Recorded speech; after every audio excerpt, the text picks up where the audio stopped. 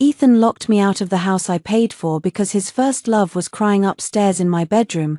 His mother watched from the hallway, my neighbors watched from their porches, and my husband looked at me through the rain like I was the embarrassing scene he needed to remove. He said, "Claire, do not make this uglier than it has to be." I did not scream, I did not beg. I held my phone under the edge of my coat, watched the smart lock reject my code for the third time and saved the red error notification before the screen went dark. Behind the glass, Nadia Vale stood on the stairs wearing my cream robe. Ethan had once told me she was fragile. He had told me she had no one. He had told me I was strong enough to understand. That night, standing barefoot on my own front step because he had changed the lock while I was at work, I finally understood something else. Strength was not the same as permission. I took off my wedding ring, closed my fingers around it and called my brother. "Marcus," I said.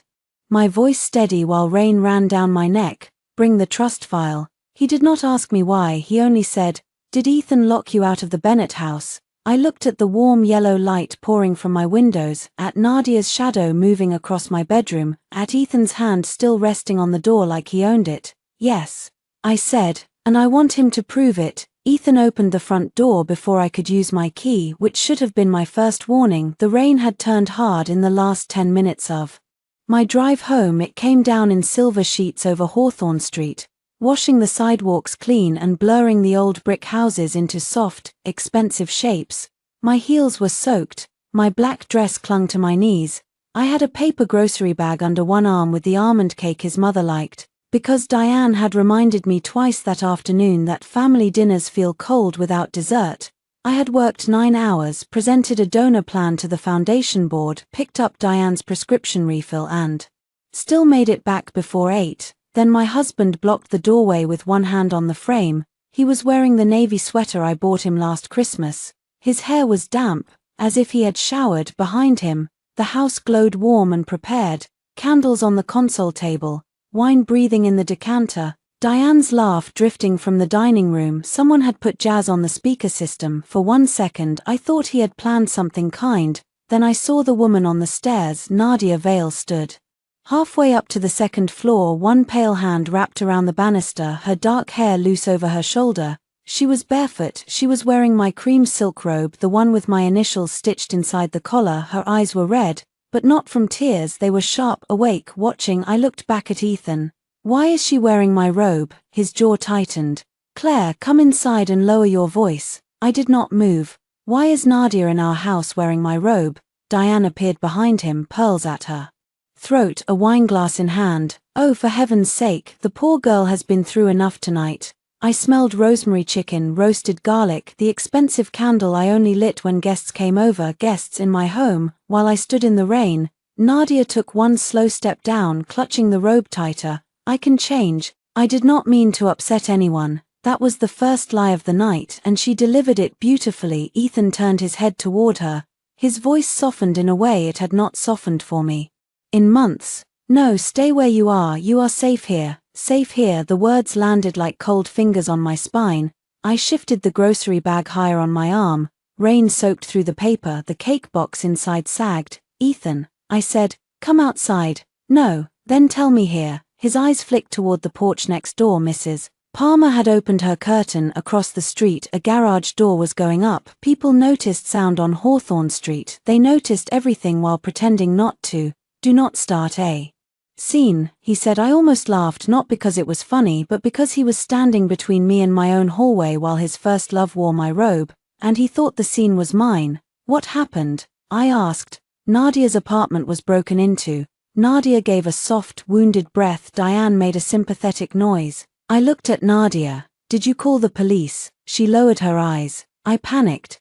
"Did you file a report?" Ethan snapped. She was terrified. That was not my question. His face changed. It was a small change, the kind only a wife would catch. His mouth flattened, his shoulders squared. He decided in that second that I was not a hurt woman coming home to another woman in my clothes. I was an obstacle. "She needed somewhere safe tonight," he said. I told her she could stay. In the guest room, silence. I looked up the stairs. My bedroom door was open, a sliver of lamplight spilled across the landing. My jewelry tray sat on the small table outside the bathroom where I left it that morning. I Could see the edge of my white duvet turned down, my throat went dry. You put her in our bedroom. Diane rolled her eyes. Claire, do you hear yourself? It is a bed, not a throne. I looked at my husband. You put your ex in our bed. She is not my ex, he said. Nadia's head lifted just enough. Ethan caught himself. But too late. She is an old friend, he corrected. And she was shaking when she got here. I am shaking now, I said. Should I take someone else's bedroom? His eyes hardened. This is what I mean. You always have to make pain into a competition. That sentence told me everything about the conversation he had already had before I arrived. He had prepared a role for me, jealous wife, cold woman, ungenerous woman. He was waiting for me to step into it. I set the grocery bag down on the porch. The bottom split, almond cake slid into a puddle and broke open, white icing dissolving into rainwater. Diane clicked her tongue. Dramatic. I looked at her. I bought that for you. She glanced at the ruined cake and then away. No one asked you to. That should have hurt more. It would have. Another night. But something inside me was starting to go still. I reached for the keypad beside the door. Ethan watched me enter my code. 6 digits, my grandmother's birthday. The pad flashed red. I tried again. Red. The rain hit the back of my neck. My fingers were wet but not shaking. I tried a third time. Red. A notification popped up on my phone. Access denied. Code inactive. I stared at it, then I looked at Ethan. You changed the lock. His expression did not move, but his hand tightened on the door. Temporarily, he said. Diane stepped closer. Ethan thought it would be best if everyone cooled down. Everyone, I repeated. Nadia whispered. I told him not to.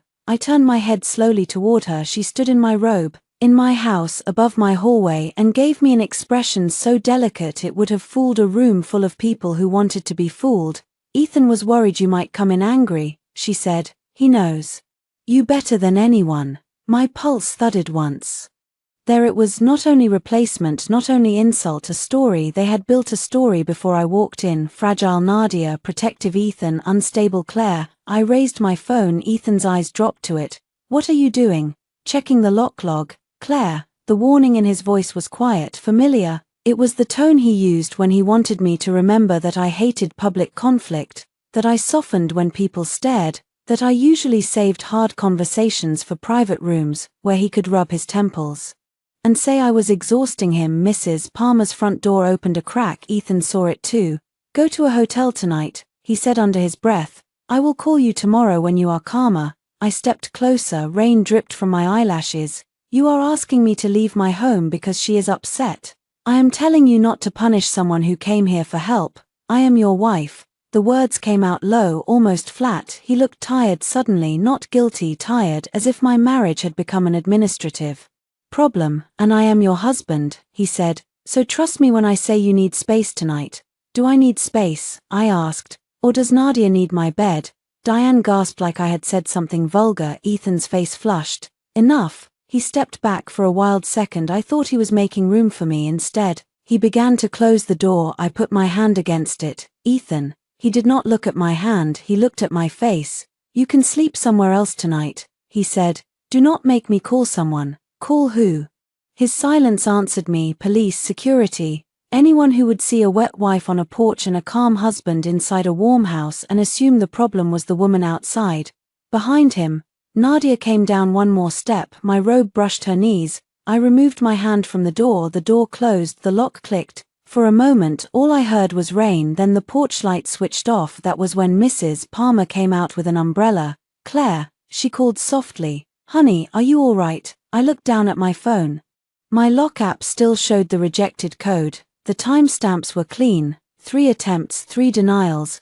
My user profile had been deactivated 23 minutes before I arrived home. While I was buying Diane's cake, I took a screenshot, then another, then I opened the doorbell camera app. The live feed showed my own face from above, pale and wet, standing on the porch with Mrs. Palmer's umbrella hovering at the edge of the frame. The audio icon was on. Of course it was. I had installed the system after the package thefts last winter. Ethan never remembered the app existed unless something needed charging. My husband had just recorded himself locking me out. I saved the clip to the cloud. Mrs. Palmer reached me. She was in a pink raincoat, hair in rollers, her mouth tight with anger she was trying to hide. Come inside my place, you are freezing. Thank you, I said. In a minute. Was that Nadia Vale? I looked at her, she pressed her lips together. I knew her mother, she always did know how to knead things. At convenient times, a laugh almost escaped me, it came out as a breath, my phone buzzed. Ethan, do not embarrass us, stay at the Westbridge tonight, we will discuss boundaries tomorrow. Then another, Ethan, and do not involve your brother, Marcus already dislikes me. That did make me laugh. One small sound in the rain, I opened my contacts, Marcus picked up on the second ring. You okay? He asked, he always answered like that, not hello, not what happened, you okay? I looked through the narrow glass beside the front door. Ethan had turned away, Diane was touching Nadia's shoulder. Nadia looked directly at the glass and smiled, it was gone in a second, but I saw it. No, I said, but I am calm. Marcus went quiet. Where are you? On my porch. Why are you outside? Because Ethan changed the lock. The silence changed texture. My brother was a lawyer, but before he was a lawyer, he was my brother. I heard the shift, concern folding into focus. Is he inside? Yes. Anyone with him? His mother, a few relatives. Nadia Vale. The Nadia. Yes. Another pause. In the Bennett house. I looked at the brass numbers beside the door. My grandmother had polished those numbers herself every spring until her hands got too stiff for 18. The house she left to the trust because she said love made people generous, but paperwork kept them safe. Yes, I said. Did he put hands on you? No. Threaten you? He said not to make him call someone. Good enough, do not argue, do not go back in, save everything, I am coming. Bring the trust file, I said. He exhaled once. Claire, bring it. The line went quiet except for the sound of his car keys. Then he said, does he know what happens if he excludes you from trust property and brings in an unauthorized occupant? No. Does he know you never put him on title? I watched Nadia disappear toward my kitchen like she already knew where the mugs were. No. Good, Marcus said. Let him keep feeling tall for 20 more minutes. Mrs. Palmer held the umbrella lower over me. Your brother coming? Yes. Good. I looked at the closed door. For 5 years, I had softened my steps in that house. When Ethan was tired, I had hosted Diane's birthdays, paid his father's hospital bills before he died, covered Ethan's payroll gap when his contracting firm lost 2 clients, and let Nadia's name pass through conversations like a ghost I was too mature to fear. I had believed love meant not counting, but the lock had counted for me. It counted who was inside and who was out. It counted whose code worked and whose did not. It counted who Ethan chose when choice finally required action. My phone buzzed again. Ethan, I am serious. Claire, if you bring Marcus into our marriage, you will regret it. I saved that too. Then I typed one sentence. Me, you already brought Nadia into our home. I did not send another word. 22 minutes later, a black SUV turned onto Hawthorne Street too fast for the weather. It stopped at the curb and Marcus stepped out in a charcoal overcoat, no umbrella, a leather document case in one hand. He crossed the sidewalk, looked at me once, and his expression went cold in a way I had only seen twice in my life. Then he looked at the house. The porch light came back on. Ethan opened the door before Marcus reached the steps. Marcus, Ethan said, voice tight. This is a private marital issue. Marcus stopped beside me. He did not raise his voice. He did not step forward. He only opened the leather case and pulled out a blue folder thick with documents. No, he said. You made it a property issue when you locked a Bennett trustee out of a Bennett asset. Ethan blinked. Diane appeared behind him. What nonsense is this? Marcus looked past Ethan into the house, where Nadia stood half hidden by the hall mirror, still wearing my robe. Then my brother turned to me and asked the question that ended my marriage before any court could. Claire, do you want to go back in tonight or do you want to begin removal? Ethan's face changed. For the first time that night, he looked unsure. I touched the wedding ring still in my palm. It had left a red crescent in my skin. 5 years of marriage stood behind that door. My clothes, my books, my grandmother's dining table, the blue bowl I bought in Maine, the framed photo from our courthouse wedding where Ethan had looked at me like I was the only home he would ever need.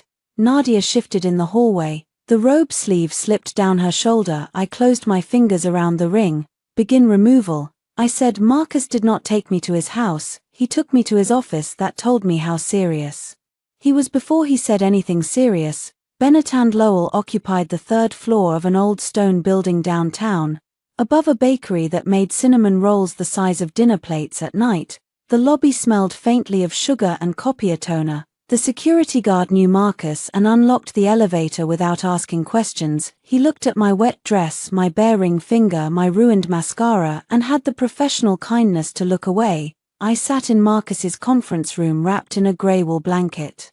From his emergency drawer, while he made coffee strong enough to qualify as evidence, his partner, Grace Lowell, arrived 12 minutes after us in jeans, a trench coat, and the expression of a woman who had been woken up for a reason she already disliked. She placed her laptop on the table, opened it, and looked at me. "Tell me exactly what happened, no adjectives first, just actions." I liked her immediately. I told her I came home at 7:48 p.m. I told her Ethan opened the door. I told her Nadia was inside wearing my robe. I told her Ethan said Nadia's apartment had been broken into, but no one confirmed a police report. I told her my code had been deactivated.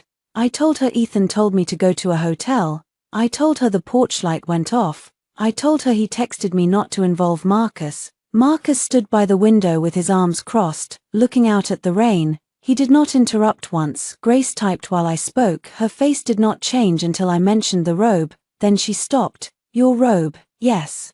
From your bedroom, yes." Grace looked at Marcus. Unauthorized occupant in private marital bedroom, potential personal property access. Marcus nodded once. I almost smiled. They sounded clinical, detached, but those words gave shape to something my heart could not safely hold yet. Unauthorized occupant, private bedroom, personal property access, not jealousy, not drama, not overreaction, facts. Grace turned back to me. "Do you have evidence?" I unlocked my phone. The screen was fogged from rain and my fingers were still numb, but I opened the folder I had already created in the car. I named it Hawthorne Lockout. Inside were the screenshots, the smart lock error logs, Ethan's texts, and the doorbell clip. The clip played on the conference room screen. There I was, smaller than I felt, standing under rain and porch light. Ethan's voice came through clearly. "You can sleep somewhere else tonight. Do not make me call someone." Then the door closed, the lock clicked, no one spoke after the clip ended. Grace replayed it once, then she downloaded it to the firm server. Marcus turned from the window. He knew the camera was recording. "No," I said. "Good." A strange little pulse of satisfaction moved through me. It frightened me, then steadied me. Grace opened the blue folder Marcus had brought. "Let us discuss the house." The house had never been simple, even when my marriage pretended it was. My grandmother, Eleanor Bennett, bought 418 Hawthorne in 1979 after leaving a husband nobody in the family spoke of.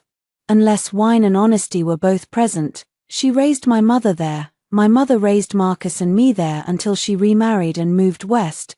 When Grandma Eleanor died, she left the house in the Bennett family trust, naming Marcus and me as co-beneficiaries and Marcus as administrative co-trustee until I turned 35 or requested transfer. I was 32. I had not requested transfer because I trusted my brother, and because Ethan said he never cared whose name was on paper. "It is our home," he had told me when we married, "not an asset." I had believed that. Grace slid a copy of the trust summary toward me. "The trust owns the property. You are a named beneficiary with occupancy rights. Ethan has permissive occupancy through marriage and your consent, not title." "Meaning?" I asked, though I knew enough to fear the answer. "Meaning he lives there because you allowed it." Grace said, "He does not have independent authority to exclude you. He cannot change locks to prevent your access. He cannot grant third-party occupancy over your objection. He cannot use the property as collateral without trust approval. He cannot represent himself as owner."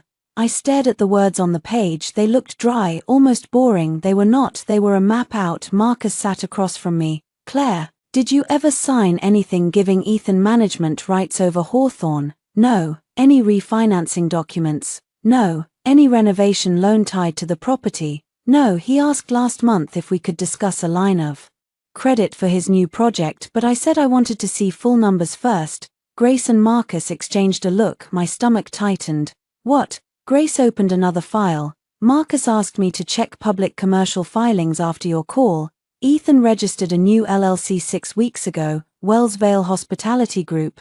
Vale, the name struck like a slap I had not seen coming. I read the screen. Wells Vale Hospitality Group, LLC, registered agent Ethan Wells, business purpose, boutique event venue development and management. I looked up slowly. Vale as in Nadia Vale. Marcus said, Yes, the room sharpened around me, the glass wall, the rain on the windows, the coffee cooling by my hand. He told me the project was with a silent investor.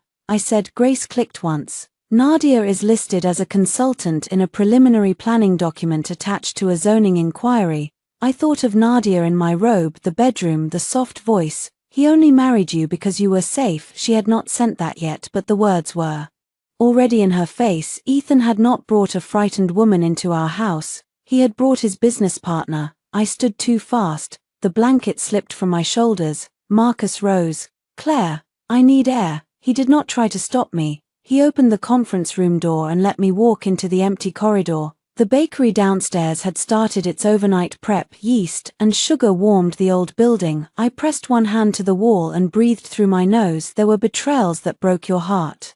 Then there were betrayals that made your own kindness look like an accomplice. I had paid the utility bills while Ethan took Nadia to zoning meetings.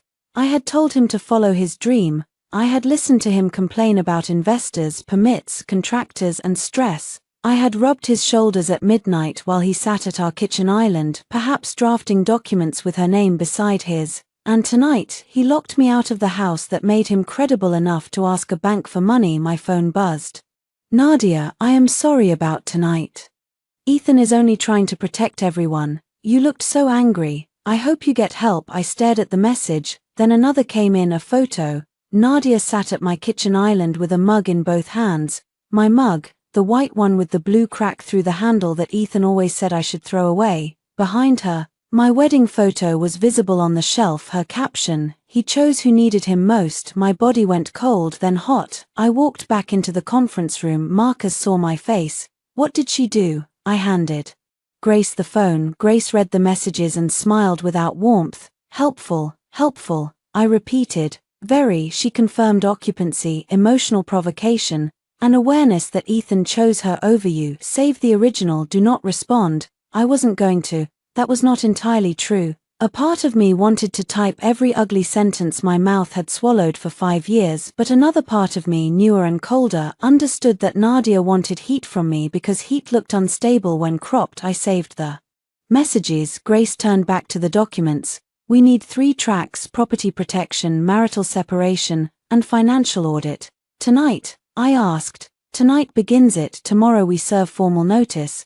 Marcus pushed a stack of papers toward me. First, you revoke Ethan's authority on household financial accounts you control. Not joint checking yet. We need clean steps. But your personal card, the emergency renovation account, the monthly Wells family transfers, and any automatic payments not legally required. Diane's prescription flashed through my mind. The car insurance I had quietly covered for Ethan's younger brother.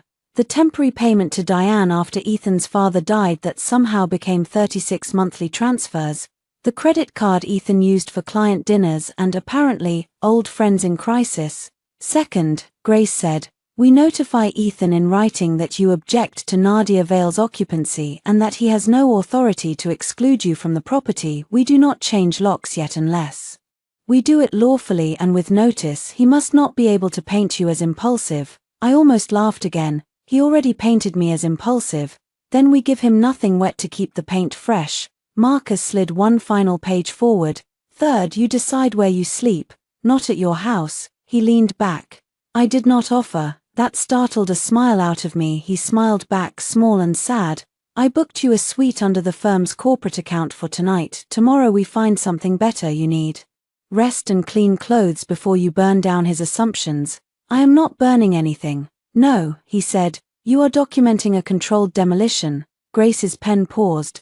That is not legal advice, but I support the metaphor. I sat back down. The blanket smelled faintly of cedar and dust. I pulled it around me and looked at the trust file. For years I had avoided thinking of the house as mine because I thought that made me selfish. Ethan encouraged that. He said legal language made marriage cold. He said my family's documents made him feel like a guest, so I had worked hard to make him feel like an owner. I hosted his family. I let him choose furniture. I gave him the larger home office. I added his name to utility accounts. I called it our house in every conversation. I corrected Marcus once when he called it Hawthorne. It is not a trust property to me. I had said, it is our home. Marcus had only replied, I hope he treats it that way. Now I understood the difference. A home was where people let you in, property was what remained when they did not. Grace placed a pen beside my hand. This is the financial authorization revocation. This one stops discretionary payments from your personal account to Diane Wells. This one notifies the bank that no property-backed credit inquiry may proceed without direct written consent from the trust. This one preserves electronic records from the smart lock company. And this one authorizes us to send a preliminary separation letter to Ethan's counsel if he has one. If he does not, he will after tomorrow. My phone rang. Ethan, his name filled the screen like a habit. For 5 years, I had answered his calls while carrying groceries, while in meetings, while half asleep, while angry, while hurt. Some part of me still moved toward the sound. Grace held out her hand. May I? I gave her the phone. She put it on speaker but did not speak first. Ethan, I said. He exhaled hard. Finally, where are you? Safe. That is not what I asked. It is the answer you need. A pause. In the background I heard Diane. Ask her if she called Marcus. Ethan lowered his voice. Claire, this has gone far enough. I looked at Marcus. He nodded once. No, I said. It started tonight. You embarrassed me in front of the neighbors. You locked me out in front of them. You forced my hand. Grace began typing. I asked, how? Because you came in hostile. Nadia was already fragile and Mom was upset and I had to keep the situation calm. You changed my access code before I arrived.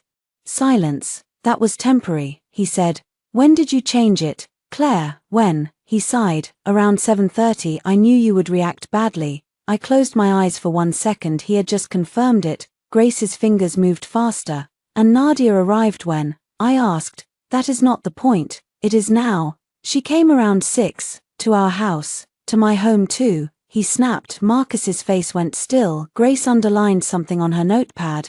My home too, Ethan repeated, softer, as if he heard his own. Mistaken wanted to make it sound noble. My wife should not make me feel like a tenant. There it was, the bruise under everything, not love, not safety, ownership. You are not a tenant, I said carefully. No, I am your husband, and husbands lock wives out. He went quiet, then his voice changed. It became gentle. The voice I used to trust.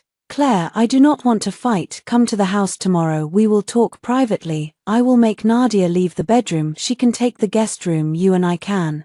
Reset, as if I were a router, as if a wife could be unplugged, cooled, and turned back on with the same password. I looked at the papers in front of me. Is Nadia still there? I asked. Yes, but only because it is late. Is she still in my robe? He did not answer. I picked up the pen. I am not coming tomorrow to reset, I said. You will receive written notice. His tone sharpened. From Marcus. From me.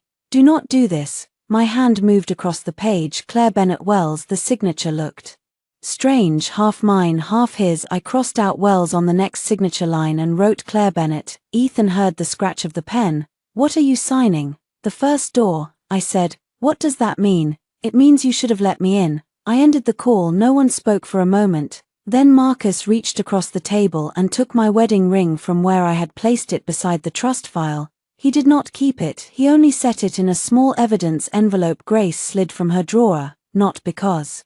It is evidence, he said when I stared. Because tonight you should not have to decide what to do with it. I nodded. My throat hurt more than my heart then. Grace gathered the signed pages. Get some sleep, Claire. Tomorrow will feel worse before it feels powerful. I stood. My legs felt unsteady, but they held outside. The rain had not stopped. It streaked down the conference room windows, turning the city into moving light. My phone buzzed once more before Marcus drove me to the hotel. Ethan, I hope Marcus is worth damaging your marriage over. This time I answered me. Nadia already did that from my bedroom. I turned off read receipts. Then I turned off shared location. The screen asked if I was sure. I pressed yes at 6:12 the next morning. Ethan tried to find me. I knew because my phone sent a notification to my old iPad, which I had forgotten. Still shared system alerts. Ethan Wells requested your location. Another followed. Ethan Wells requested your location. Then a third, more aggressive in its wording because he had changed the app settings. Years ago when I joked that he acted like a weather service for my commute, location request failed. I sat on the edge of the hotel bed in a robe that was not mine and watched the alerts stack quietly. The suite Marcus booked had pale walls, a view of the river, And a bathroom so clean it felt accusatory. My wet dress hung over the shower rod. The hotel had sent up a toothbrush, a comb, a phone charger, and a sewing kit. Practical kindness. It nearly undid me. I did not cry until I tried to remove mascara from under my left eye and saw the faint mark on my ring finger. Not a tan line, not exactly, a habit line. I gave myself 5 minutes, then I washed my face, ordered black coffee and toast, and opened my laptop. The lock company portal loaded with cheerful blue graphics that seemed designed for people who used smart homes to unlock doors for dog walkers, not to prove their husbands had exiled them. My administrator account still worked because Ethan had never handled anything that required remembering passwords. He had deactivated my personal entry code, but he had not removed my root access. It was such a perfect Ethan mistake that I sat there for a moment in cold amazement. He liked control that looked visible. He forgot the systems underneath. I downloaded the full log. 7:26 p.m. Admin user Ethan changed access code Claire primary from active to inactive. 7:29 p.m. Admin user Ethan created temporary access code guest envy. 7:31 p.m. Guest envy unlocked front door. 7:42 p.m. Guest envy unlocked primary bedroom terrace door. My hand stopped. Primary bedroom terrace door. The bedroom had a small back terrace above the kitchen roof, Ethan, and I never used it except in summer. There was no reason for Nadia to unlock it unless she had been exploring, unless she wanted to know every way in and out of my room. I exported the log and sent it to Grace. Then I opened the doorbell camera archive. It showed Nadia arriving at 7:30, not 6. She stepped out of a rideshare under an umbrella, not shaking, not crying. One rolling suitcase behind her. Ethan opened the door. She touched his chest before entering. He looked over her shoulder once, as if checking the street. Then he took her suitcase, a suitcase, not a woman fleeing an emergency with nothing but fear. A suitcase. I downloaded the clip at 7:33. Diane arrived with 2 grocery bags and kissed Nadia on both cheeks, so Diane knew. At 7:40 Ethan's cousin Mark arrived carrying wine. At 7:48 I arrived with cake. The story had not formed around my reaction, it had been waiting for me. My coffee came. I thanked the room service attendant, tipped too much, and sat back down. At 8:05, after Ethan locked me out, the camera caught Mrs. Palmer crossing the lawn. At 8:07, Ethan opened the door again just enough to look outside. He saw me on the phone. He looked worried for the first time, not ashamed, worried. At 8:09 Nadia's voice came through faintly from inside. Is she calling him? Ethan said. Probably. Nadia said, you promised you would handle her. My fingers went still on the trackpad. There were sentences that turned a person from rival into evidence. I downloaded that too. By 8:30, Marcus's SUV appeared.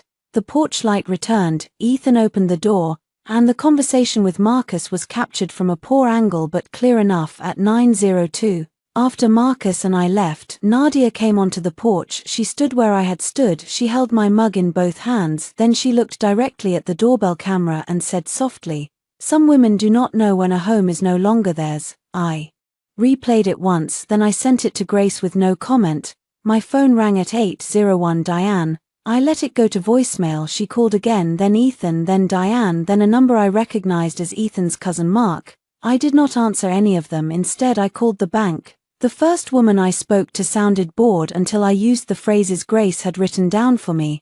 I need to revoke discretionary access for authorized user Ethan Wells on my personal credit line ending in 4408. I need written confirmation. I also need to suspend all recurring transfers to Diane Wells from my individual account effective immediately. No, not the joint mortgage account. There is no mortgage. Yes, I can verify my identity. Saying it out loud felt almost indecent. There is no mortgage. How many times had Diane told people Ethan and I worked so hard for that house? How many times had Ethan corrected no one when contractors called him the owner? How many times had I let it pass because correcting people felt unloving? The bank representative asked, would you like us to notify the authorized user? No, I said, let the card decline naturally. That was pettier than Grace advised. It was also legal. At 9:14 Grace called. I reviewed the clips. She said, Claire, this is no longer only a lockout. I know, the suitcase matters. The access code matters. The comment about handling you matters. We are sending the preservation letter to Ethan by noon. Can we remove Nadia? Not today, we do it cleanly first. Written objection. Second, police non-emergency report for documentation. Third, notice to Ethan that any further access to your private rooms, documents, or personal property by Nadia may be treated as trespass or conversion depending on what she takes. Conversion, stealing with nicer shoes. I almost smiled. She unlocked the bedroom terrace. I saw, do not go there alone. I need clothes. We will arrange a supervised retrieval. The phrase made my stomach twist. Supervised retrieval from my own closet. Ethan will say I am humiliating him, I said. Grace was quiet for a beat. Claire, he made you retrieve your dignity from a porch. Let him survive a schedule. After we hung up, I listened to Diane's voicemail. Claire, this is Diane. I do not know what Marcus is filling your head with, but marriage is not a courtroom. Ethan made one difficult decision in a tense moment. Nadia had nowhere to go. You frankly have always had too much pride about that house. Call me back, and please do not forget the transfer. My utilities are due on Friday. I played the last sentence again. There it was, the thread under the lace. Pride was unacceptable. Payment was expected. I saved the voicemail at 10:30. Marcus picked me up for the police station. He brought clothes from his wife, Lena, folded in a paper shopping bag, jeans, a black sweater, sneakers. Lena had also packed socks, hair ties, and a note, do not let them make you feel dramatic for noticing disrespect. Also, Marcus is terrible at snacks. There are almonds in the side pocket. I had to blink hard after reading it. Marcus glanced over. She wanted to come. I am glad she did not. She knows, I know, but if one more person is kind to me, I may dissolve. Understood. I will be rude for balance. At the police station we met Officer Harris, who had the weary patience of a man who had heard every version of domestic conflict and still believed paperwork mattered. I explained the situation carefully. Marcus said little. He only corrected dates and provided documents when asked. Officer Harris watched the doorbell clip. His brow moved. When Ethan said, do not make me call someone, he asked, has your husband ever threatened you before? No. Ever prevented you from entering or leaving the home? Not before last night. Any weapons in the home? No guns, kitchen knives, tools in the basement, nothing unusual. Do you feel unsafe retrieving property? I thought of Nadia wearing my robe. Ethan's hand on the door, Diane's voice from behind him. Not physically, I said, but I do not trust them not to create a scene or accuse me of creating one. Officer Harris nodded. That is a safety concern. He wrote it down. The report was not dramatic. It did not send police crashing through my front door. It did not put Ethan in handcuffs. It was a clean record with a number attached to it. And that number felt like a nail hammered into the floor of reality. This happened at noon. Grace sent the formal notice by 12:17. Ethan called 17 times. By 12:26, he sent a text. Ethan, you went to the police. Are you insane? I forwarded it to Grace. At 12:28, Nadia posted a picture on Instagram, a soft focus shot of rain against my bedroom window, a mug in the foreground. The caption read, grateful for people who offer shelter when the world becomes cruel. I stared at the photo, my bedroom window, my mug, my world. Ava Ross called before I could decide whether to scream or laugh. Ava was my best friend and the development director at the foundation where I worked. She had a voice like a silk ribbon wrapped around a brick. Tell me why Nadia Vale is posting from your bedroom before I drive over there and become a local news item. I closed my eyes. You saw it. Half the city saw it. She tagged the neighborhood. Of course she did. Claire. I heard the change in Ava's voice, the worry under the anger. I am out, I said. I am safe. Marcus and Grace are handling legal pieces. And Ethan is handling being Ethan. Do you need me? Yes, I said before pride could interrupt. But not at the house. I need you to watch if she posts anything about me, screenshot everything. Already doing it. Of course you are. Also, the gala committee chat is asking if you and Ethan are still co-hosting Saturday, the Hawthorne Community Arts Gala. I had forgotten. For 3 years, Ethan and I had co-hosted the small but influential charity dinner that raised money for after-school arts programming. The event was not huge, but it mattered in our neighborhood. Ethan loved it because contractors, bankers, and local politicians attended. He shook hands there, he looked civic there, he stood beside me there and borrowed my credibility like cufflinks. This year's theme was home is a verb. The irony was so sharp it became almost useful. Ava, I said slowly, Do not remove our names yet. Claire, I need to think. You sound scary. I feel awake. That is scarier. After we hung up, I finally answered Ethan's call. I put it on speaker and opened my recorder app. His voice exploded before I spoke. You filed a police report. I documented that I was locked out. You made it sound criminal. I described what happened. Nadia is terrified now, of the police report, of you. I let silence sit between us. He filled it, as he always did when silence made him look at himself. She thinks you are going to come after her. She is in my bedroom. Ethan, our bedroom. The lock log says she unlocked the terrace door at 7:42. Another silence, then he said, "Why are you spying on us?" I almost admired the speed of the pivot. The cameras are part of the home security system. You mean the system you control? The system I installed after your tools were stolen and you blamed the delivery driver. Do not do this. I did not do it. You are going to ruin everything because you cannot stand that I helped someone. No, I said. I am going to stop paying for everything while being told I own nothing. His breath changed. They're not Nadia, not the police, not the lock money. What is that supposed to mean? He asked. You will receive notices. Claire, do not touch the accounts, my personal accounts. The household runs through those. The household locked me out. You are acting crazy. I wrote down the word crazy. Say that again. I said. He caught himself. I said you are acting unlike yourself. No, you said crazy. I am under pressure. So was I. On the porch, he went quiet. For 1 second I heard the old Ethan under the new one, the man who used to touch my wrist in grocery stores so we would not get separated, the man who cried when my grandmother's piano was moved back into the living room, the man who promised me, standing in that same hallway, that I would never be alone in that house again. Then Nadia's voice came faintly through the phone. Tell her the bank called.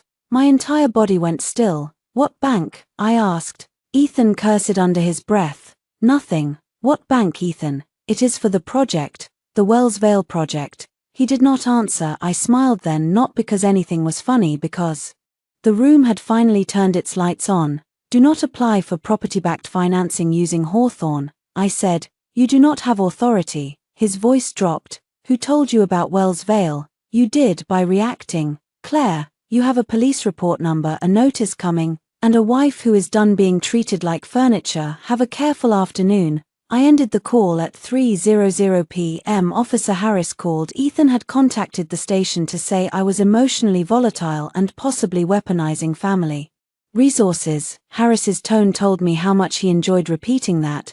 Just documenting the counterclaim, he said. Thank you, Ms. Bennett. Yes, keep all communication written if you can. I will. At 5:40 the bank emailed confirmation that Ethan's authorized user card had been cancelled. At 5:53 Diane called. At 5:54 she called again. At 5:55 Ethan texted. Ethan, did you cancel my card while Nadia and I were at the pharmacy? I stared at the screen at the pharmacy for the frightened woman with my money. Me, yes. His reply came quickly. Ethan, you humiliated me. I looked around the quiet hotel suite. My suitcase was not mine. My clothes were borrowed. My house was occupied by another woman. My ring sat in an evidence envelope at a law office. Humiliation. I was learning, depended heavily on who was allowed to name it. I typed back. Me. We are only on day 1. Diane called me 43 times before noon. I counted because counting turned panic into data. She started with authority. Claire, call me back immediately. Then wounded dignity. I cannot believe you would punish a widow because you are angry with your husband. Then accusation. Money has always made women in your family cold. Then bargaining. At least send this month's transfer. We can discuss the rest after you calm down. Then the truth.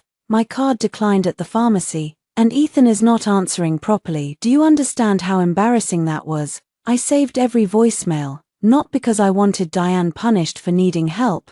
Need had never offended me. My grandmother raised me with casseroles in one hand and spare checks in the other. Need was human, but entitlement wore needs clothing too often, and Diane had been dressing in it for years. She had moved into her 2-bedroom apartment after Ethan's father died. Ethan said she was devastated. I paid the deposit because he was short that month, then the first month's rent because probate was slow, then utilities because mom is bad with online portals, then groceries sometimes, then medication, then car insurance, then Birthday dinners at restaurants Diane selected and forgot she had selected when the bill arrived.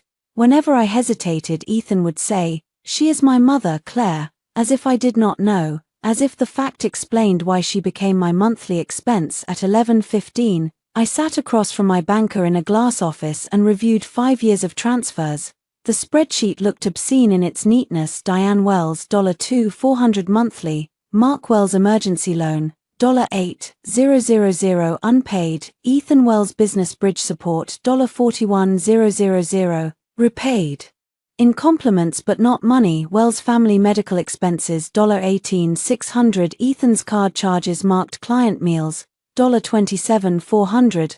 I leaned closer to the screen when the banker expanded the card data. Hotel bar, jewelry boutique, spa, boutique hotel, restaurant with rooftop garden. The dates formed a second marriage. 3 charges matched nights. Ethan told me he was meeting subcontractors. 2 matched weekends. Nadia posted vague photos of wine glasses and city lights. 1 matched the night of my foundation's winter fundraiser when Ethan left early because he said Diane had chest pain. I remembered driving to Diane's apartment after the fundraiser, still wearing heels, only to find her fine and annoyed that I had not brought soup. Ethan had not been there.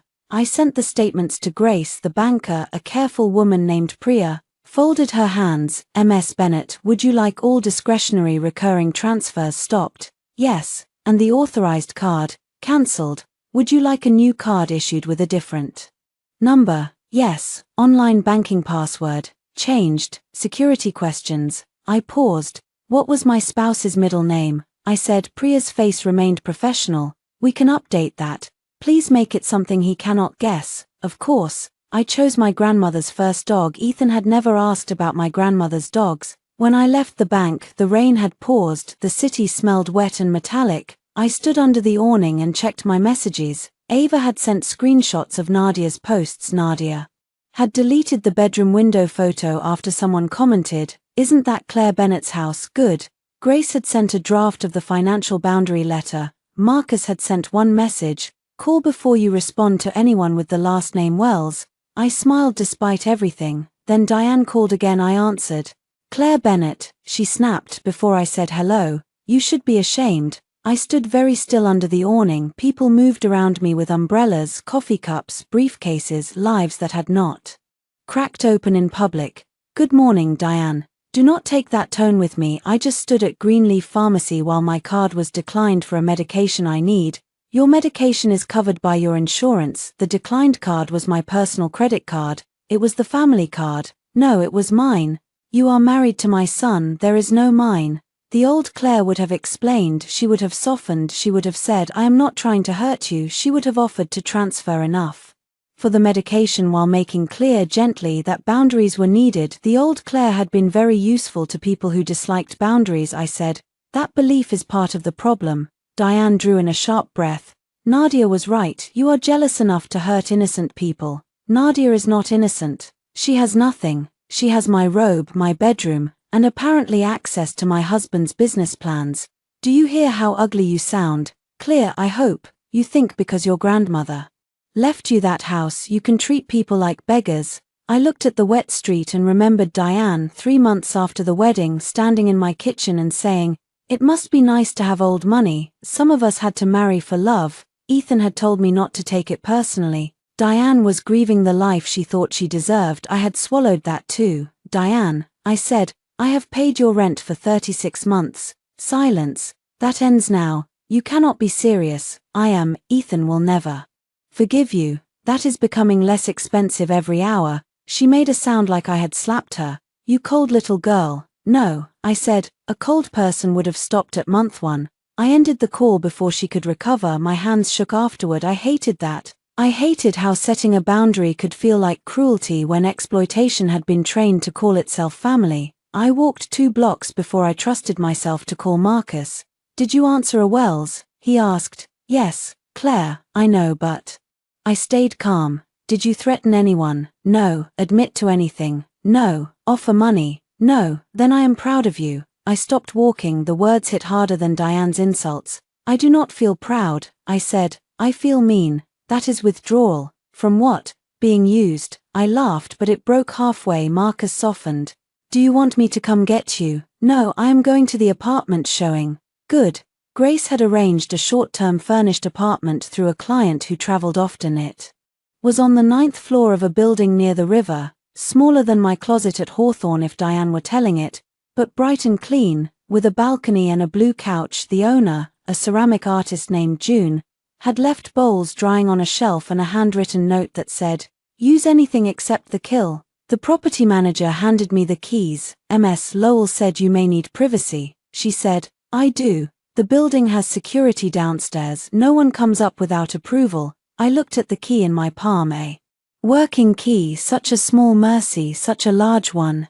I signed the temporary lease with my own name, Claire Bennett, No Wells, at 207 p.m. Ethan found out about the card. His first text was simple: "Ethan, what did you do?" Then, "Ethan, my card declined at lunch with the loan consultant." Then, "Ethan, this is sabotage." Then, "Ethan, call me." I did not. At 2:24 he left a voicemail.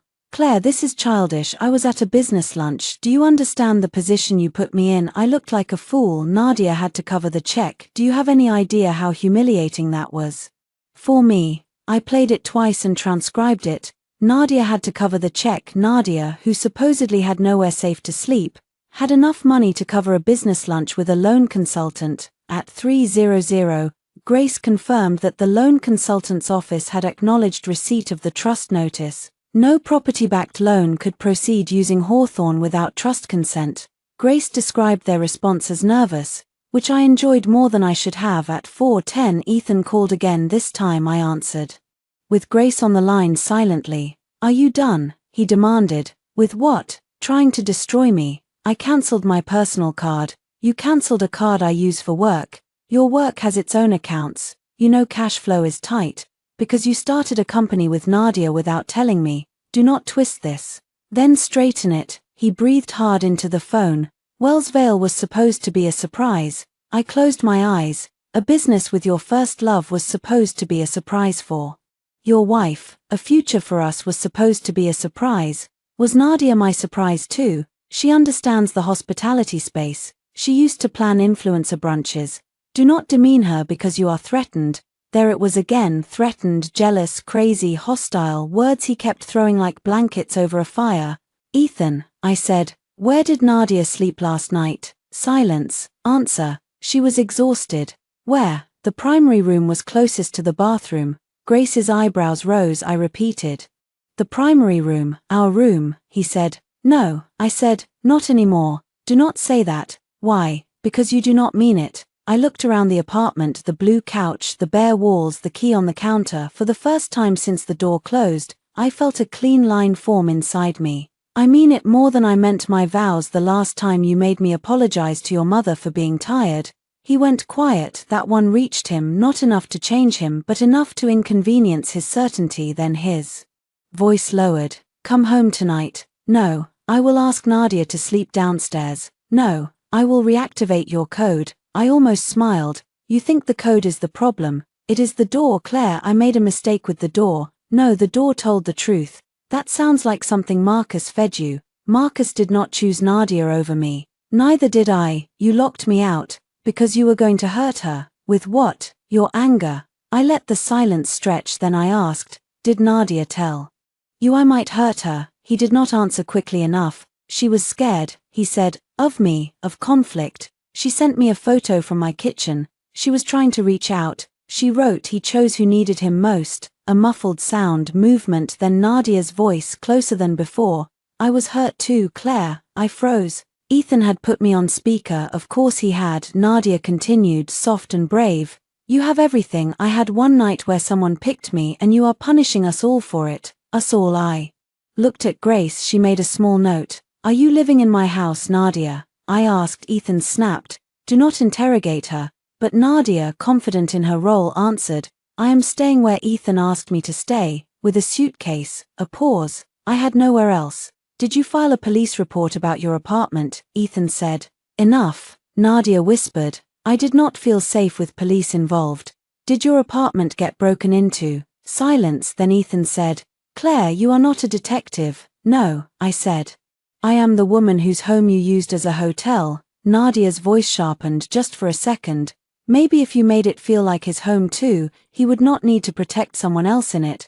There she was, not fragile, hungry. I smiled. Thank you, I said. For what? For finally sounding honest. I ended the call. Grace stopped the recording and looked at me over her laptop. That, she said, will be useful. At 6:30, Ava arrived at my new temporary apartment with Thai food, a bottle of white wine and a tote bag full of clothes she claimed she was emotionally done with.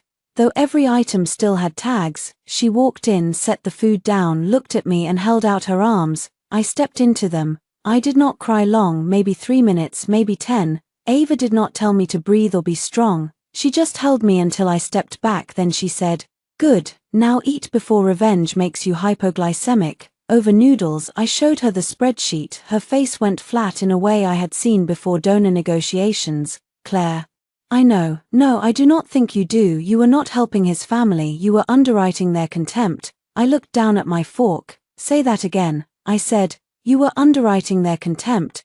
The sentence entered me like medicine that burned. At 8:15, my phone rang from an unknown number. I almost ignored it, then a voicemail transcript appeared. "This is Alan Pierce from North Star Community Bank regarding the preliminary collateral inquiry for 418 Hawthorne Street. We received notice from Bennett and Lowell. Please call to confirm whether Ethan Wells has any signing authority." I forwarded it to Grace. At 8:23, Ethan texted, "Ethan, Nadia is crying because of you." At 8:24, Ethan, "Mom is crying too." At 8:26, Ethan, "Are you happy?" I looked at Ava. She lifted her wine glass. "Do not answer that unless you can make it expensive." So I did not answer. At 9:03, Grace emailed me a copy of the objection letter that had been delivered electronically and by courier. "Dear Mr. Wells, please be advised that Claire Bennett objects to the continued occupancy of Nadia Vale at 418 Hawthorne Street. Your exclusion of Ms. Bennett from the property on the evening of." I read every word. "Your authority to access the property is derivative of Ms. Bennett's consent." Derivative, such an elegant word for borrowed power. At 10:11, the smart lock portal alerted me. Admin user Ethan attempted to remove primary administrator Claire. Attempt failed. I stared at the notification. Then another. Admin user Ethan attempted factory reset. Attempt failed. I sent screenshots to Grace and Marcus. Marcus responded first.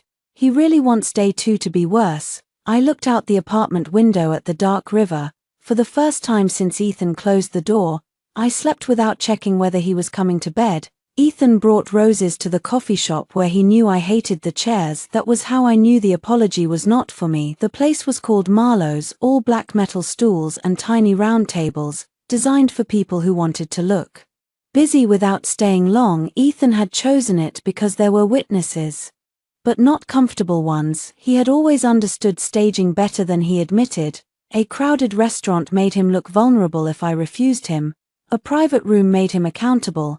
Marlowe's was the compromise of a man who wanted credit for effort without risk of intimacy. I arrived 12 minutes late on purpose, not because I wanted to play games, because I needed to know whether he would wait. He did. He stood when he saw me. His eyes moved over my face, my black blazer, my bare left hand. Something flickered there when he saw the missing ring. Fear, maybe, or irritation at the optics. "You look tired," he said. "That is your opening." He swallowed. "You look beautiful." "That is worse." He glanced at the couple at the next table. The woman looked down quickly into her latte. "Can we not do this here?" he asked.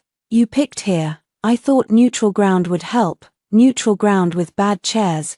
Despite himself, he almost smiled, almost. Then he remembered he was supposed to be sorry. He pushed the roses toward me. I did not touch them. "They are your favorite," he said. "They were my favorite when I was 26 and thought red roses meant someone had listened." His face tightened. He sat for a moment. We looked like a married couple having a difficult but survivable conversation. Anyone watching might have seen a handsome man, a tired woman, flowers between them, and assumed repair was possible. That was the cruelty of appearances. Ethan folded his hands. "I handled it badly." "What is it?" he breathed out. "The other night." "What part?" "Claire." "What part, Ethan?" He rubbed his forehead. "Changing the code. Before I arrived." "Yes, putting Nadia in our bedroom. That was a mistake. Letting her wear my robe. I did not think about the robe." Locking the door. I panicked, threatening to call someone. I was trying to de-escalate. I smiled then, a small, exhausted smile. He saw it and leaned forward.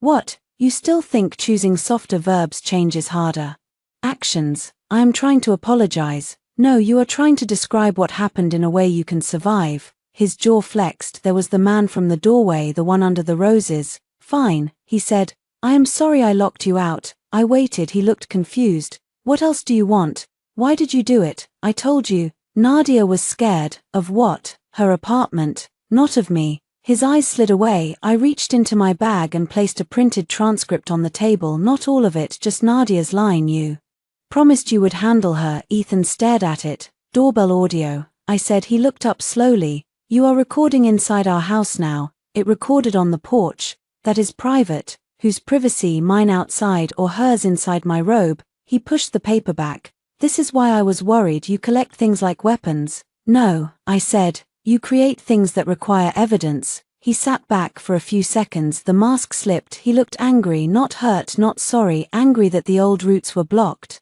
Then he reached into his leather portfolio. I wanted to talk about how we move forward, he said. There it was, the pen beneath the apology. He slid a document across the table. I did not pick it up. I read the top line upside down. Temporary marital property cooperation agreement. I almost laughed in his face. He hurried. It is not what it sounds like. It sounds like you brought me legal paperwork under roses. It is just to stabilize things while we work on us. Us, yes, we are still married. Claire, that mattered less when you locked me outside. His voice lowered. Please stop saying that in public. Why? Because people do not understand context. A woman 2 tables away looked up again. This time she did not look away. I leaned back. Explain the context. Ethan's mouth tightened. He tapped the document. This lets me continue managing certain household and project matters without everything freezing because of a fight. A fight. Because of a crisis. Whose crisis? Ours. I finally picked up the document. The roses brushed my sleeve. They smelled expensive and dead. The first page sounded mild. Temporary cooperation. Mutual respect, cooling period, no public disparagement, shared access, mediation. The second page got interesting. Claire Bennett agrees not to interfere with pending financial opportunities related to marital growth assets. Marital growth assets. I turned the page. Claire Bennett agrees to execute any commercially reasonable documents required for evaluation of property-based financing, provided such financing benefits the marital household. I looked at Ethan. You want me to sign permission for the Hawthorne loan? It is not permission, it is cooperation. With Wells Vale, with our future. Is Nadia part of our future? He leaned forward. Nadia is not the issue. Her name is on your company. She has contacts. She has my bedroom. Temporarily. She has my husband sitting in a coffee shop asking me to sign a document that would let him use my family home for a business he hid from me. His eyes flashed. Your family home, there it is. The bitterness in his voice was old, older than Nadia, older than the lock. You never let me forget it, he said. I stared at him. I called it our home every day. But everyone knew, Marcus knew, Diane knew. Your grandmother's portrait in the dining room knew. Is that why you put Nadia in my room? I put her there because she did not make me feel like a guest. The sentence fell between us and did not break. I watched him realize he had said it. I folded the document carefully. Thank you, I said. He blinked. For what? For honesty. It saves time. Ethan. Nadia's voice cut across the coffee shop. I turned. She stood near the entrance in a beige coat, one hand pressed dramatically to her chest. Her face was pale. Her eyes shone. She looked like a woman who had run through rain for love, except the sky was clear and her blowout was perfect. Ethan stood so quickly his chair scraped the floor. Nadia, what happened? She looked at me first, then at him. I could not breathe. She whispered. You were not answering. He pulled out his phone. I turned it over for the conversation. I woke up and you were gone, and Diane said Claire might convince you to throw me out. People were watching now. Ethan touched her arm. No one is throwing you out. I set the document into my bag. Nadia leaned into him just enough. I am sorry, she said to me. I know this is hard for you. There were so many possible answers. I chose the useful one. Did you bring your suitcase to my house before or after your apartment was broken into? Ethan snapped. Claire. Nadia's eyes widened. What? The door camera shows a suitcase. I am asking about timing. Her lower lip trembled. I packed because I did not feel safe. before calling police, I told you. Ethan said. She was afraid of police or of a false report. The coffee shop went very still around us. Nadia's face changed for half a second. There again, truth without costume. Ethan stepped between us. You need to leave.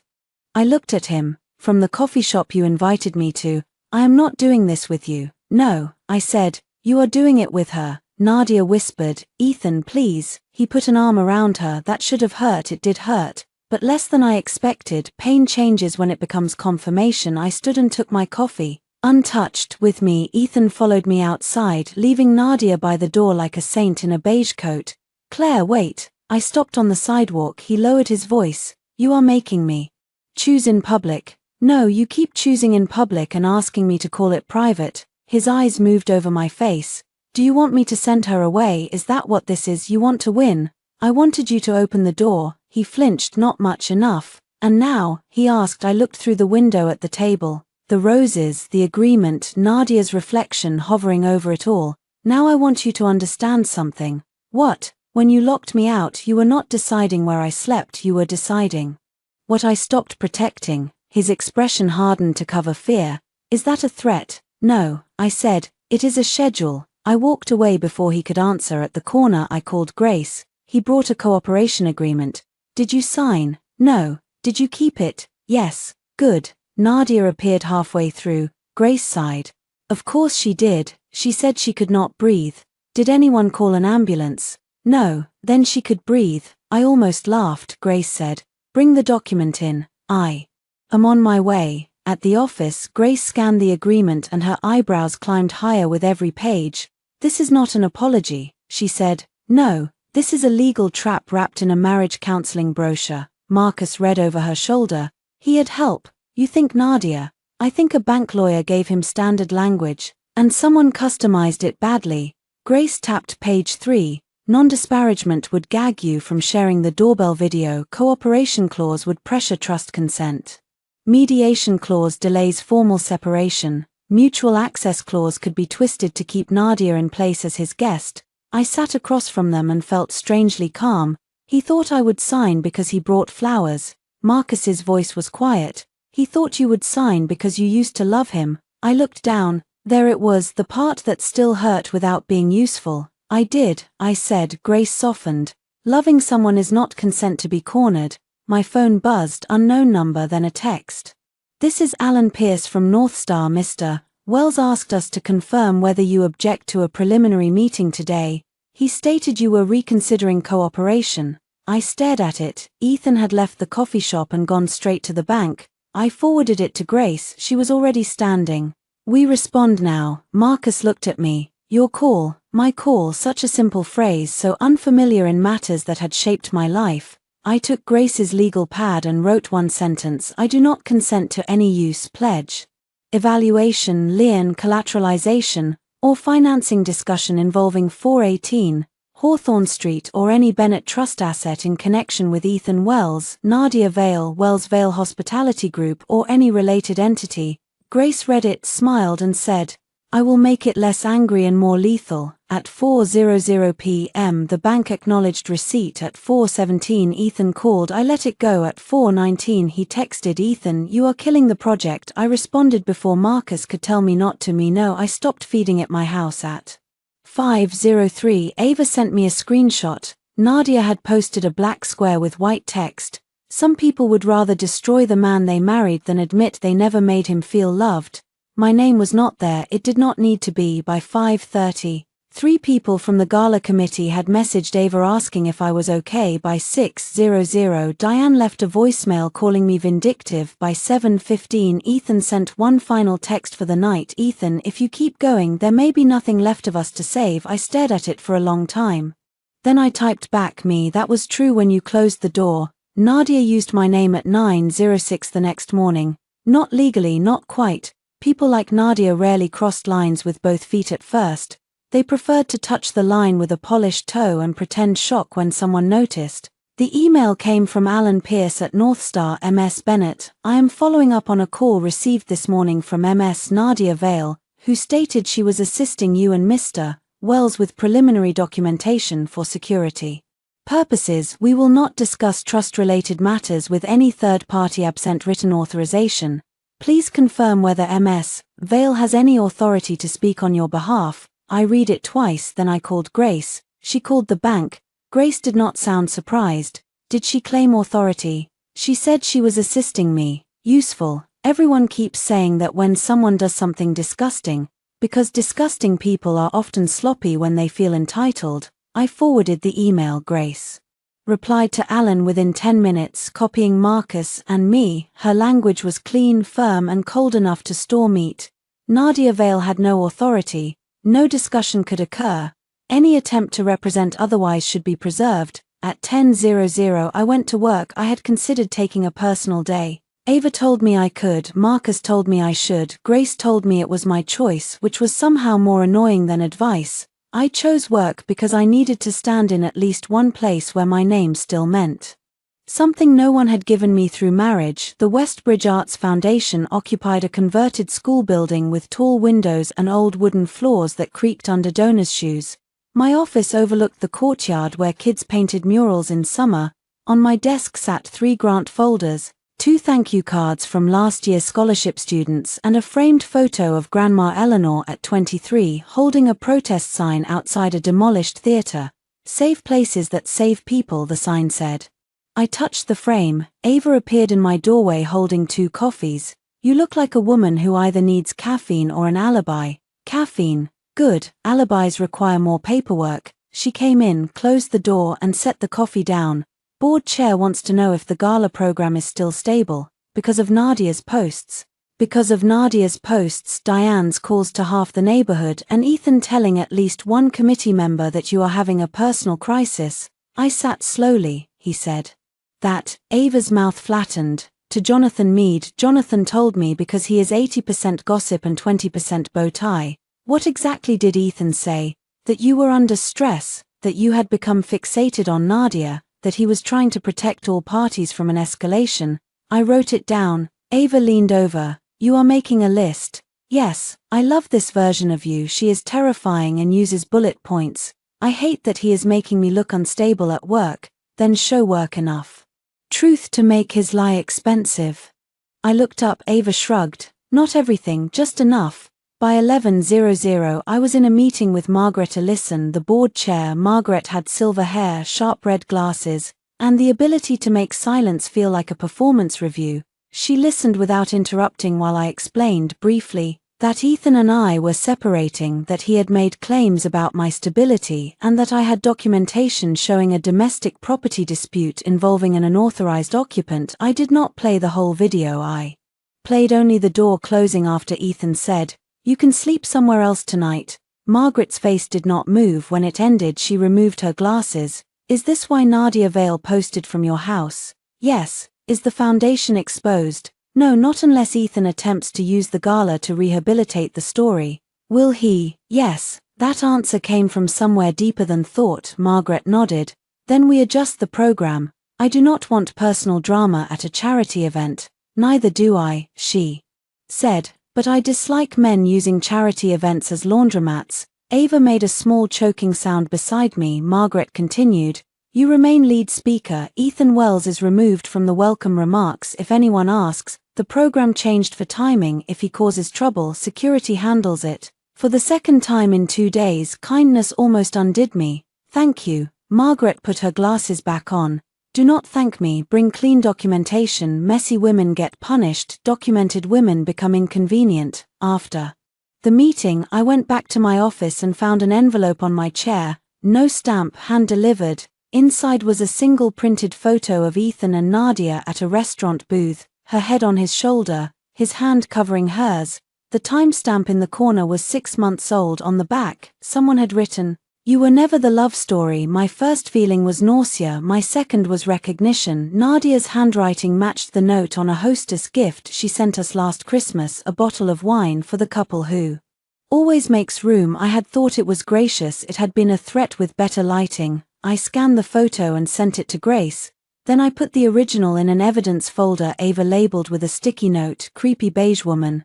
I should not have laughed. I did. At 1:20 Grace called. We got something from the lock company. What? Ethan attempted to create a permanent access profile for Nadia last night. I closed my eyes. What authority would that give her? Independent entry, time unrestricted. To my house. Yes. Did it work? No, root admin lock stopped him because of the preservation hold, but the attempt logged. I looked through my office window at the courtyard. A group of kids from the after-school program were crossing with paper masks, laughing. One boy holding his painted fox face above his head like a trophy. Life kept moving in rooms where no one knew yours was on fire, Grace said. Claire, I need to ask something unpleasant. All right, are there sensitive documents in the house? Trust documents, passports, tax files, medical records, personal journals. Yes. Where? Home office, bedroom safe, filing cabinet in the library. Does Ethan know the safe code? No. Does he know where the override key is? I went cold. The override key was in Grandma Eleanor's blue ceramic jar on the top shelf of the linen closet. Ethan had seen me use it once 2 years ago when I forgot the code after a migraine. Maybe he forgot, maybe he did not. Nadia was in the linen closet on camera. Grace said. My hand tightened around the phone. When? This morning we pulled the interior camera from the upstairs hall. You still have access. I never checked that camera. Ethan forgot it existed too.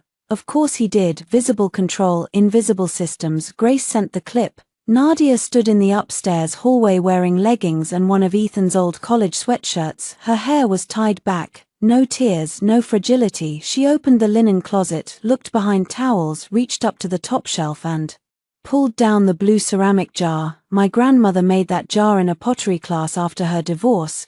It was lopsided and ugly and beloved. Nadia removed the key. The video ended when she walked toward the primary bedroom. For a moment I could not breathe. Ava came in without knocking because my face must have changed through the glass.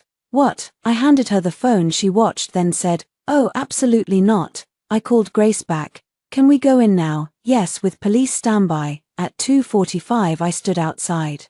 Hawthorne again. This time the sky was clear. The house looked innocent in daylight. Brick, black shutters, brass numbers, Mrs. Palmer's curtains shifted. Officer Harris arrived with another officer. Grace came with Marcus. Ava insisted on coming and stayed on the sidewalk with her phone ready. Ethan opened the door after the second knock. He looked like he had not slept good. His eyes moved from Officer Harris to Grace to Marcus to me. "What is this?" he asked. Grace spoke before I could. "Ms. Bennett is here for a supervised retrieval of personal documents and property. You received notice this morning." "I did not agree to police," Officer Harris said. "We are here to keep the peace." Diane appeared behind him. "This is outrageous." I looked past them. Nadia stood at the foot of the stairs. She was wearing my blue cashmere sweater. Not my robe this time, my sweater. Something in my face must have shifted because Ethan stepped into my line of sight.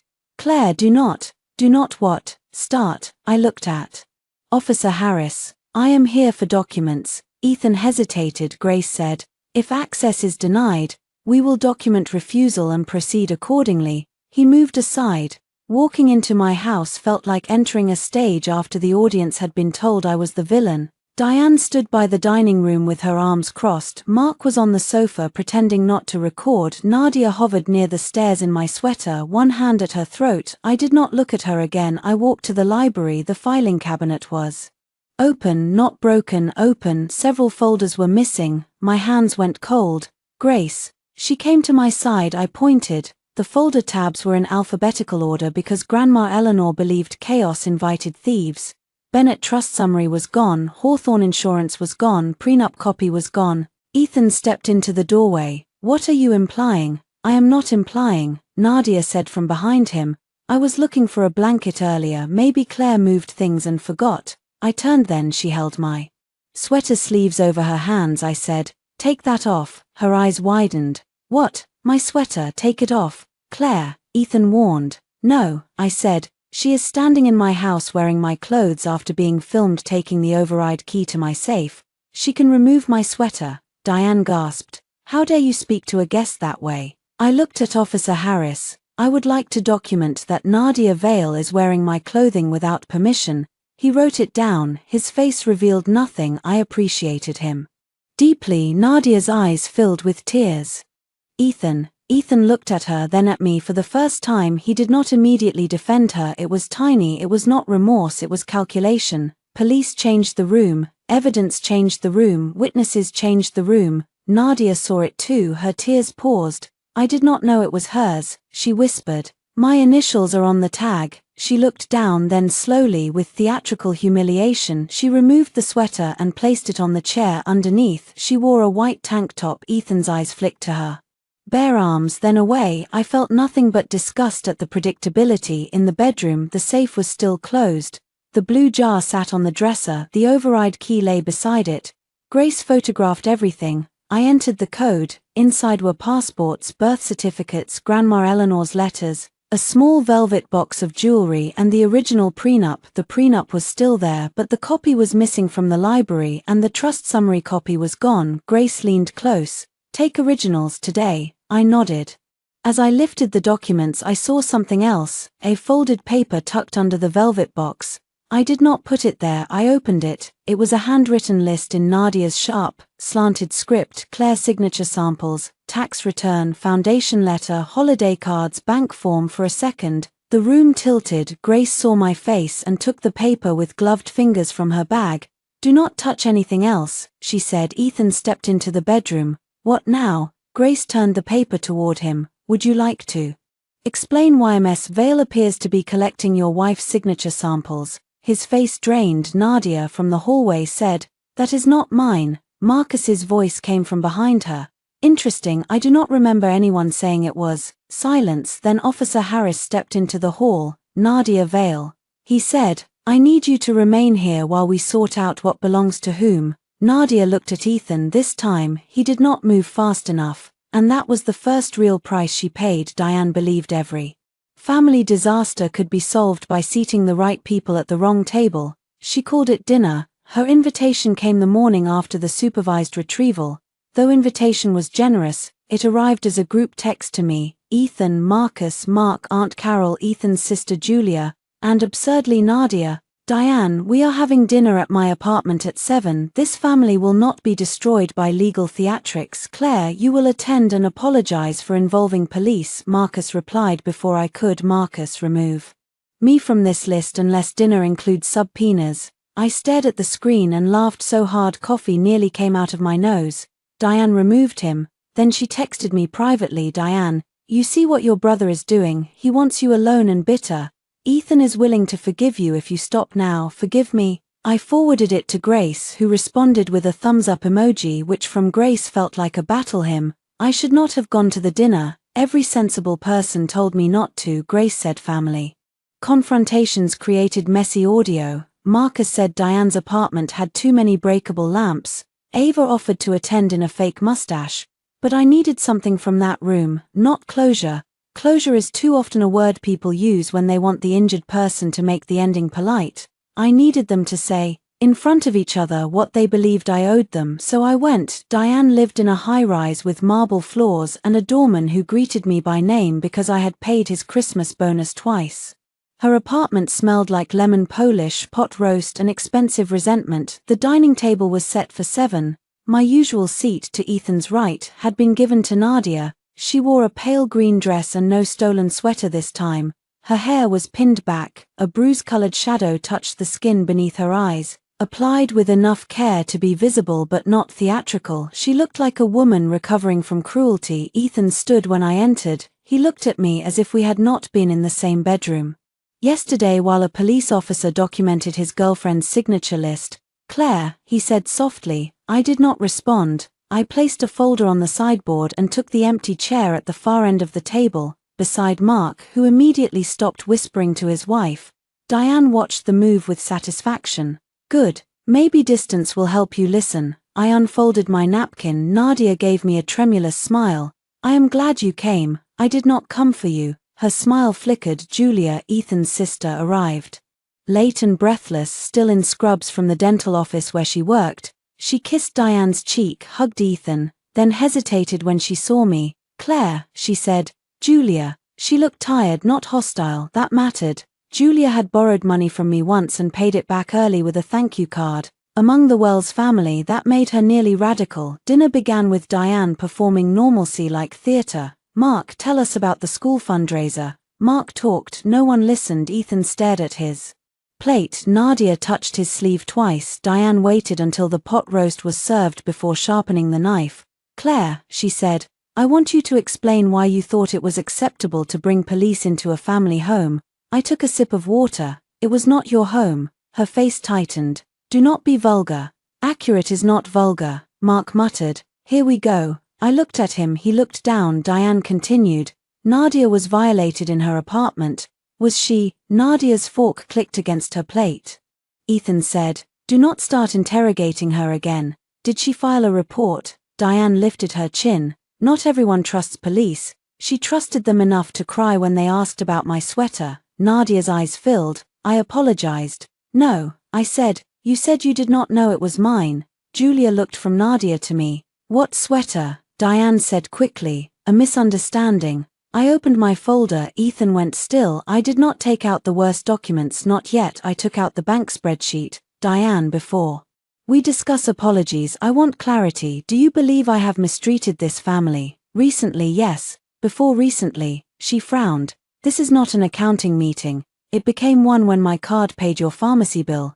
Color rose in her cheeks. Mark leaned over to look. What is that? A summary of discretionary financial support I provided to members of the Wells family over 5 years, Ethan said.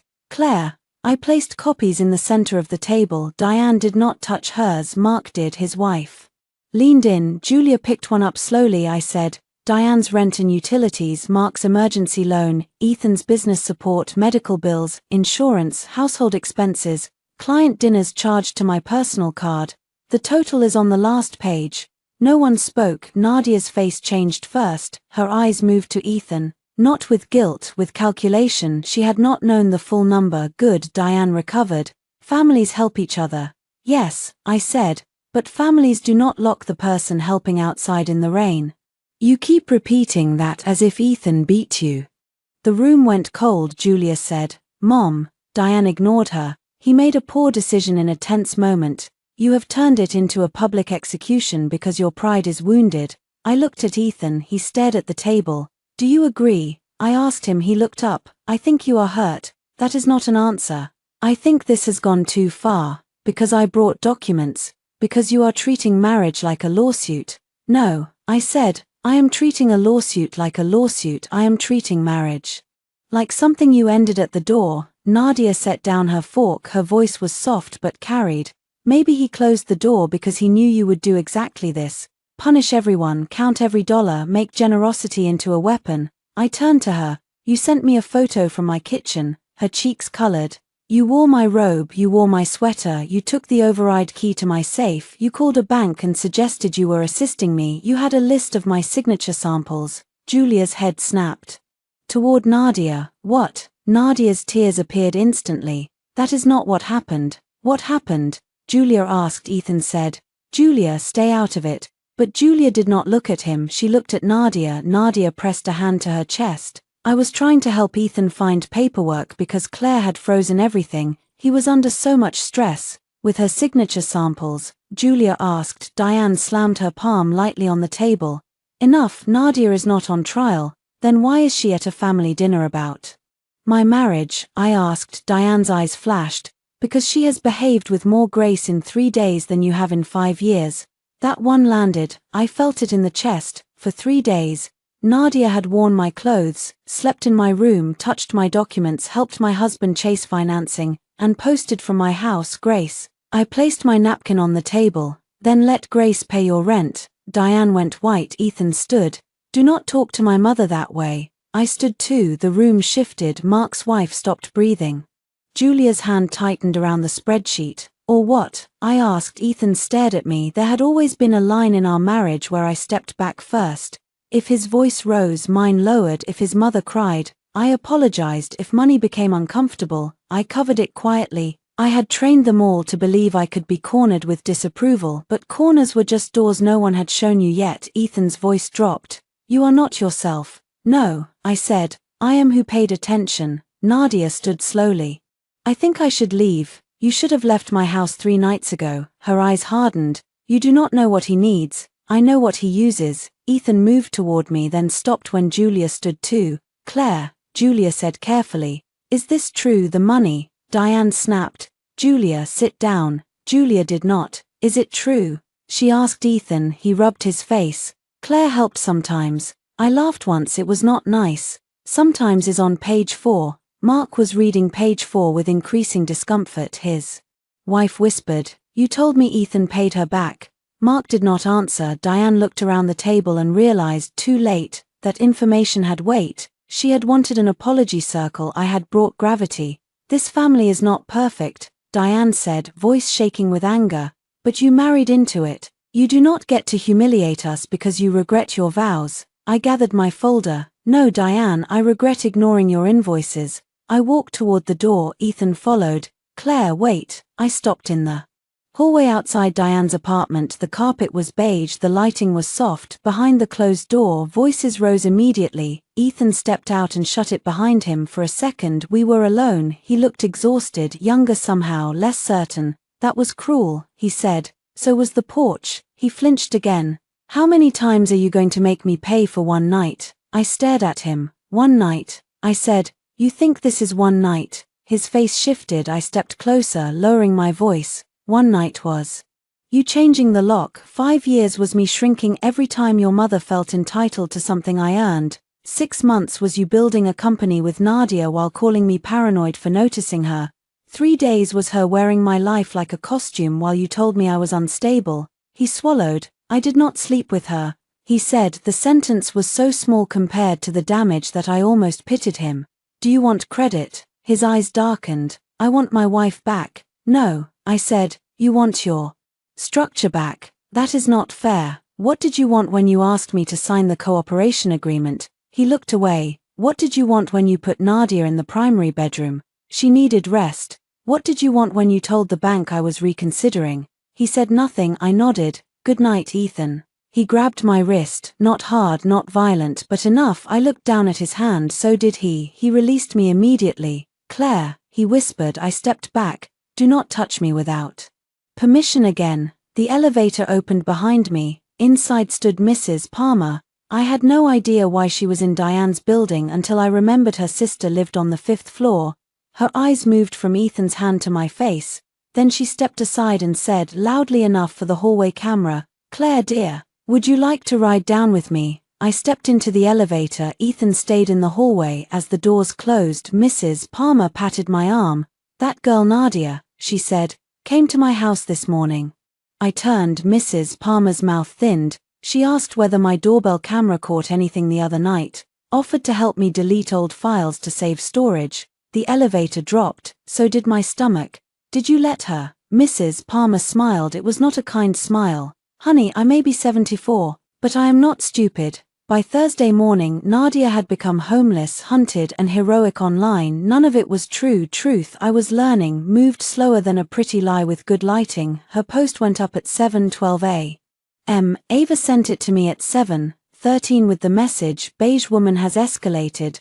The photo showed Nadia's hand wrapped around a mug, her fingers trembling just enough to blur. No location this time. She had learned something. The caption was long. I never wanted to be part of anyone's marriage. I only asked an old friend for safety after a traumatic experience. Since then I have been threatened, recorded, financially punished, and painted as a villain by someone with far more power than I have. Please be kind. You never know what someone is surviving. She did not name me. She did not need to. By 8:00, the comments were full of hearts, prayers, and women calling unnamed wives insecure monsters. By 8:30 someone tagged the foundation. By 8:45, a local lifestyle blogger who had once asked me for gala tickets reposted it with the caption, "Wealthy women can be cruel when they feel replaced." There was the story, not wife locked out, not an authorized occupant, not money, documents, signature samples, or false bank authority.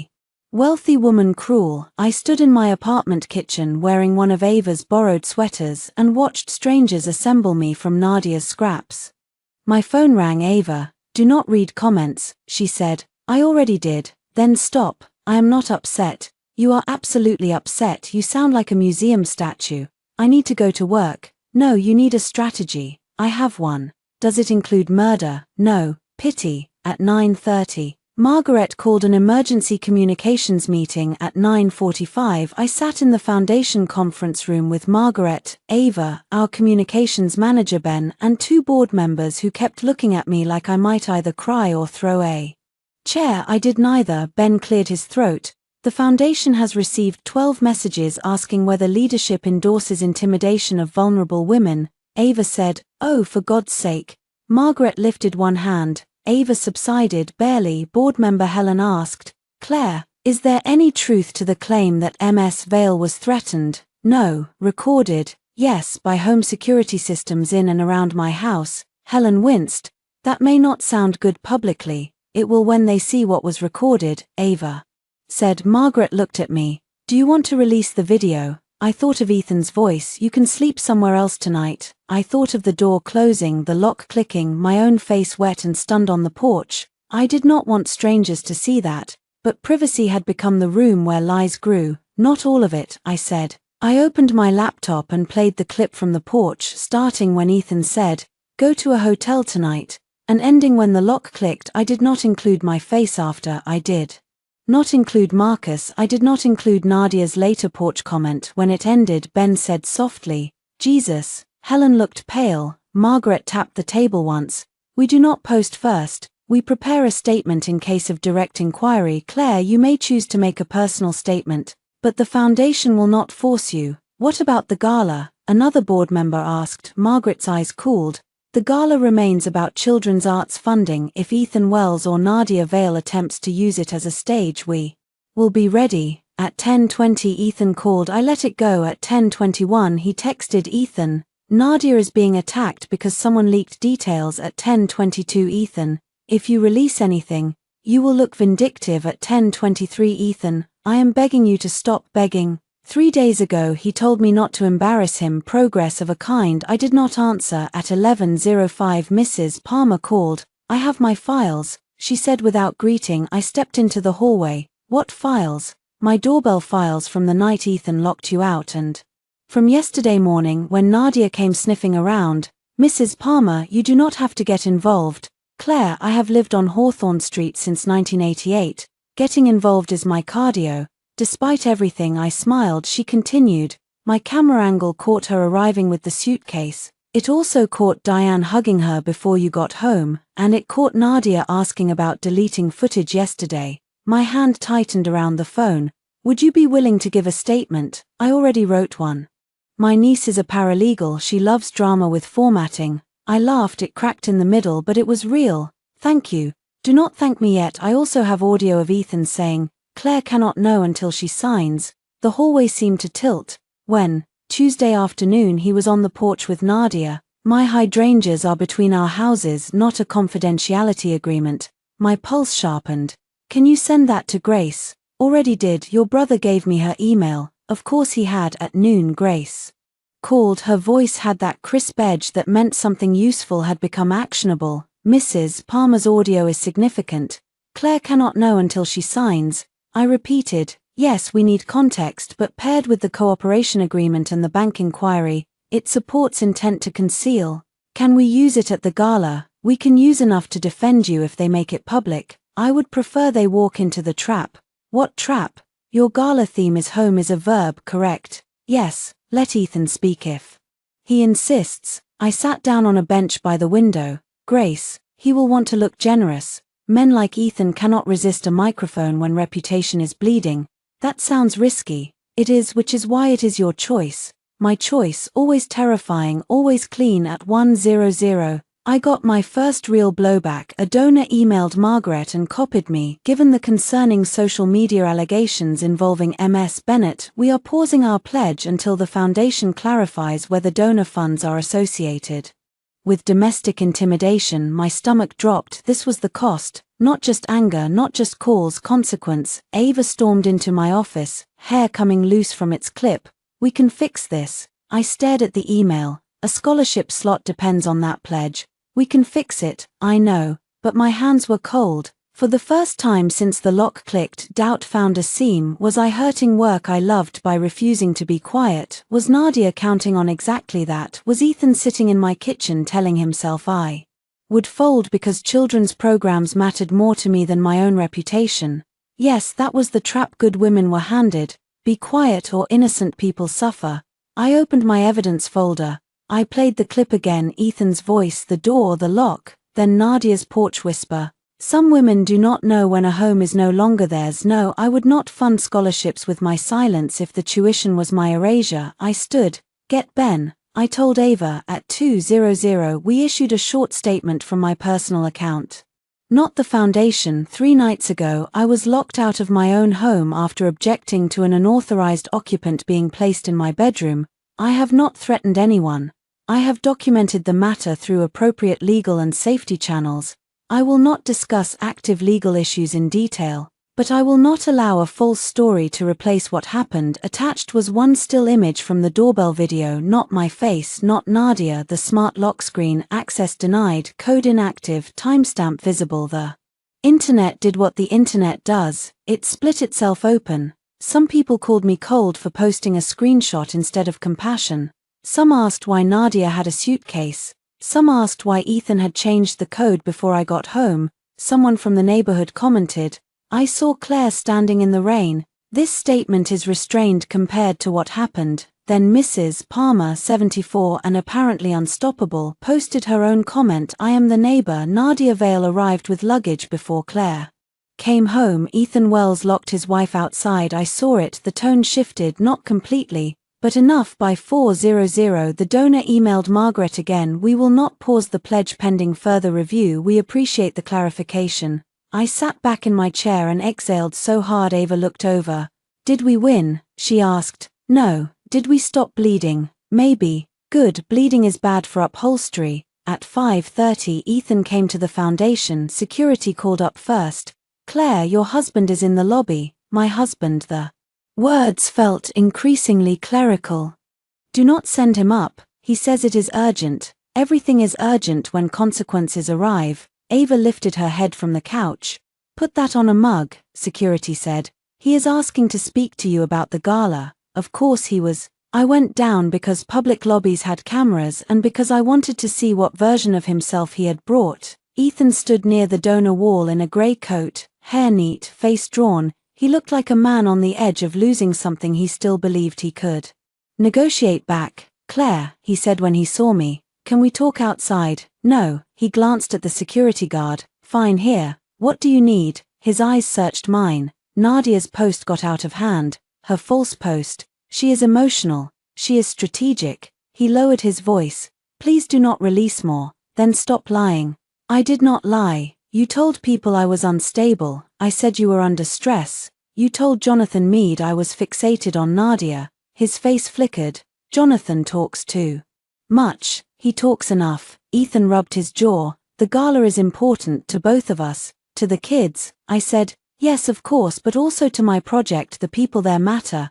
There it was again, the truth accidentally dressed. Your project with Nadia, our future, if you would stop burning it down. I looked at him for a long moment, then I said, you are still invited to attend. He blinked. What? The gala? You bought a table through your company. I will not block you from attending. Suspicion narrowed his eyes. Why? Because I am done locking people out. He did not like that. I want to speak, he said. No, I have co-hosted for 3 years. You were removed from remarks. That makes me look guilty. You are. His eyes flashed. Claire. I stepped closer.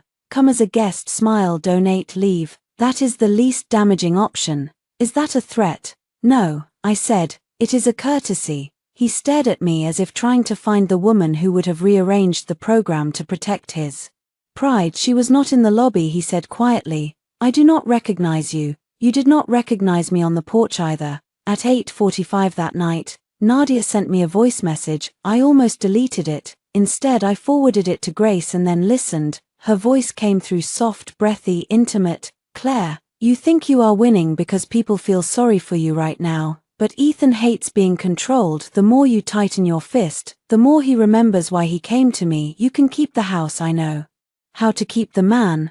I played it once, then I saved it in the folder. At 9:00, I looked at the gala program on my laptop. Home is a verb. I changed my speech title. Not home is shelter.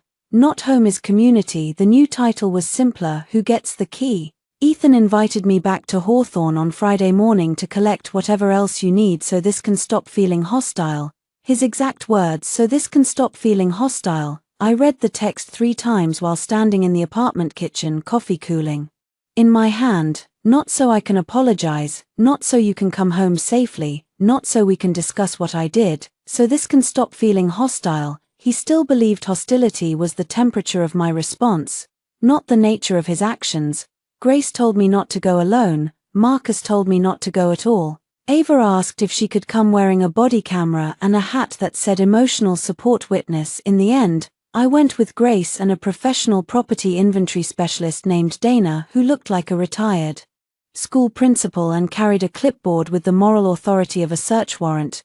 We notified Ethan in writing, we gave a 2-hour window, we stated the purpose, retrieve personal clothing, professional materials, and remaining documents. We requested that Nadia not be present. Nadia was present. Of course she was. When I arrived, she stood in the dining room beside Diane wearing a cream cardigan I did not recognize and an expression I did, fragile endurance, brave discomfort, sainted a scene she had engineered. Ethan opened the door. The porch was dry that morning. Sunlight sat on the brick. The same step where I had stood in rain looked harmless. I paused there longer than necessary. Ethan noticed. His face tightened. Claire, he said quietly, can we not make everything symbolic? It already is.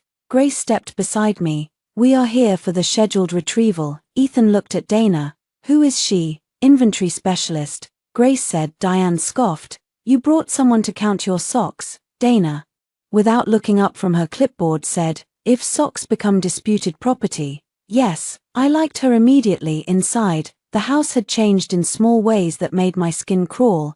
A vase I hated sat on the entry table. Nadia's perfume lived in the hallway. My grandmother's portrait had been moved from the dining room to the library wall, half hidden by the door. In its place, Diane had arranged a large framed photo from Ethan's college graduation, as if history itself could be redecorated. I walked to the portrait and lifted it carefully. Ethan said, I moved that so it would not get damaged. By whom? No answer. Dana photographed the wall, the portrait, the new placement. Grace said, we will add it to the inventory. Diane rolled her eyes. This is absurd. Absurd, Dana said, still writing. Is often well documented. Nadia's mouth tightened. We started upstairs. I packed clothes with a strange efficiency, black dresses, jeans, winter coats, the green scarf Grandma Eleanor knitted badly and proudly, shoes, jewelry from the safe, the framed photo of my mother at 29, my journals from the bottom drawer. Nadia lingered in the doorway until Grace said, Ms. Vale, please step away from Ms. Bennett's private property. Nadia's eyes filled. I am only standing here. Stand elsewhere. Ethan appeared behind her. Grace, you do not have to speak to her like that. Grace smiled. I do. I kept packing. In the bathroom, my toothbrush was gone. Nadia's stood in the cup beside Ethan's. That small domestic image did what the bigger betrayals had not. It cut through me quick and stupid. A toothbrush. A marriage can survive dramatic language longer than it can survive a second toothbrush in the cup. I took a photo. Ethan saw. That is not what you think. I looked at him through the mirror. It is a toothbrush. Nadia forgot hers. She arrived with luggage. He closed his eyes. Claire, please. There was something in his voice then, exhaustion, desperation, maybe even regret. For a moment I saw the outline of the man I had married beneath the man who had locked me out. He stepped into the bathroom, lowering his voice. I miss you. I folded my toiletry bag slowly. Do you? Yes. What do you miss? He looked confused. You. What part? Claire. What part? Ethan. My body in the bed, my card at your lunch, my name on your invitations, my silence when your mother insults me, my house under your feet. His face reddened. That is cruel. No, it is specific. He leaned against the doorframe. I miss coming downstairs and seeing you reading at the kitchen island. I miss your coffee. I miss how you hum when you cook. I miss Sunday mornings. I miss being able to tell you things. The answer hurt because some of it was real. That was the problem with people who used you. They rarely used all of you. They loved parts, they admired parts, they depended on parts. Then they called their appetite devotion. I zipped the bag. And yet you gave my Sunday morning to Nadia. He swallowed. I made a terrible mistake. Yes, I can fix it. No, you do not know that. I do. His voice dropped. Because Marcus told you. I turned fully. Because you still think the problem is who advised me, not who hurt me. He looked away first. Downstairs, Diane called, "Ethan, Nadia is getting upset." His shoulders sagged. I almost laughed at the timing. "Go," I said. He did. Dana and Grace followed me into the home office. The filing cabinet still had gaps where documents were missing. Grace photographed them again. I packed my professional files, 2 hard drives, 3 framed certificates, and the small brass desk lamp Grandma Eleanor used when she wrote letters. Then Dana stopped in front of Ethan's desk. "Ms. Bennett, is this yours?" She pointed to a folder half tucked under a stack of contractor invoices. My name was printed on the tab, Claire's signature. Grace put on gloves. Inside were copies of holiday cards I had signed, a foundation letter, the last page of our tax return, and a blank North Star authorization form. My signature had been lightly traced in pencil on a sheet of transparent paper. For a few seconds no one moved, then Grace said very calmly, "Dana, photograph in place." I heard Ethan's steps in the hall. Grace looked at me and put one finger subtly to her lips. Ethan entered. "What is taking so long?" I turned, keeping my body between him and the desk. "We found more of my files." He looked past me, his face changed, not shock, recognition. That was enough. Grace saw it too. "Ethan," I said, "why is there a folder of my signature samples on your desk?" He stared at the folder, then at me. "I do not know." "You do not know?" "No." "Was Nadia using your desk?" "Sometimes for the project." "What project documents require my signature?" His mouth opened, then closed. Diane appeared behind him. "Why are you all standing around?" "Nadia was with her." The instant Nadia saw the folder, her hand went to her throat. Grace said, "Ms. Vale, please do not leave." Nadia laughed softly, too softly. "Why would I leave?" Dana photographed her face too. "Bless Dana," Ethan said. "Claire, listen to me. I never forged your signature." "I did not say you did." "I would never." "Nadia," I asked. Nadia's eyes sharpened. "How dare you?" "That is not an answer." Diane stepped forward. "This is a setup." Grace turned to her. "By whom?" "By Claire, by Marcus, by all of you. You planted that." Dana looked up from her clipboard. "I have documented the chain of entry. No one entered this room before discovery except myself, Ms. Bennett and Ms. Lowell, and I was filming continuously." Diane went silent. Ethan looked sick. Nadia stepped toward him. "Ethan, you know me." He did not answer immediately. That pause did not mean he believed me, it meant he feared the folder. Nadia saw that too. Her voice sharpened. "After everything, you are going to look at me like that?" Ethan rubbed his mouth. "I need to understand what this is. It is obviously hers." Nadia said, pointing at me. "She is trying to make you think I would do something illegal." Grace said, "Ms. Vale, no one has accused you of a crime in this room. You are all accusing me." "Actually," Dana said, "we are inventorying." I nearly lost control and laughed. The moment might have broken there if the doorbell had not rung. Ethan frowned. "Who is that?" Grace checked her phone. "That would be the courier." "What courier?" Grace looked at me. "You asked me to serve final property notice at Hawthorne if we discovered further document interference." I nodded. Ethan's eyes moved from her to me. "Final what?" Downstairs, the courier waited under the porch light, holding a brown envelope. Grace accepted it, signed, and handed one copy to Ethan. "Notice of revocation of permissive occupancy," she said, "effective according to the timeline stated. You are instructed not to remove, alter, destroy, or transfer any property, documents, recordings, furnishings, or fixtures without written consent. Ms. Vale is formally directed to vacate immediately as an unauthorized third-party occupant." Nadia made a strangled sound. "You cannot throw me out." I looked at Ethan. He held the papers like they might burn him. "Ethan," I said, "you can leave with her or you can stay through the notice period alone, but she is not staying in my house tonight." Diane burst out, Your house, your house, your house, there it is. You finally admit you never saw us as family." I looked at her. "No, Diane, I saw you as family for 5 years. You saw me as housing." Ethan's face twisted. "Stop." "Why?" "Because you are enjoying this." I looked around at my half-empty closet, my missing documents, my moved grandmother's portrait, the second toothbrush, the woman who tried to collect my name, the husband who still thought my accuracy was cruelty. "No," I said, "I am enduring it with better records." Grace touched my elbow. "We are done for today." As we carried the first boxes downstairs, Nadia stepped close enough to whisper where only I could hear, "He will hate you for making him choose." I turned my head. He already chose, I said. I am making him live with it. Her eyes burned. For the first time she looked less fragile than furious. Good. Masks crack faster under eviction notices outside. Dana loaded the boxes into the van.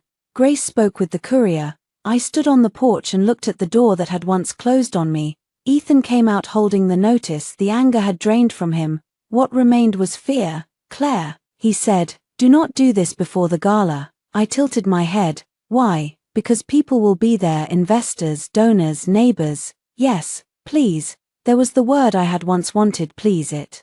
Arrived attached to reputation, not remorse. You should come, I said. His eyes narrowed. To the gala. Yes, after this, especially after this. Why? I walked down the steps. Because you keep saying I am telling the wrong story. Bring yours.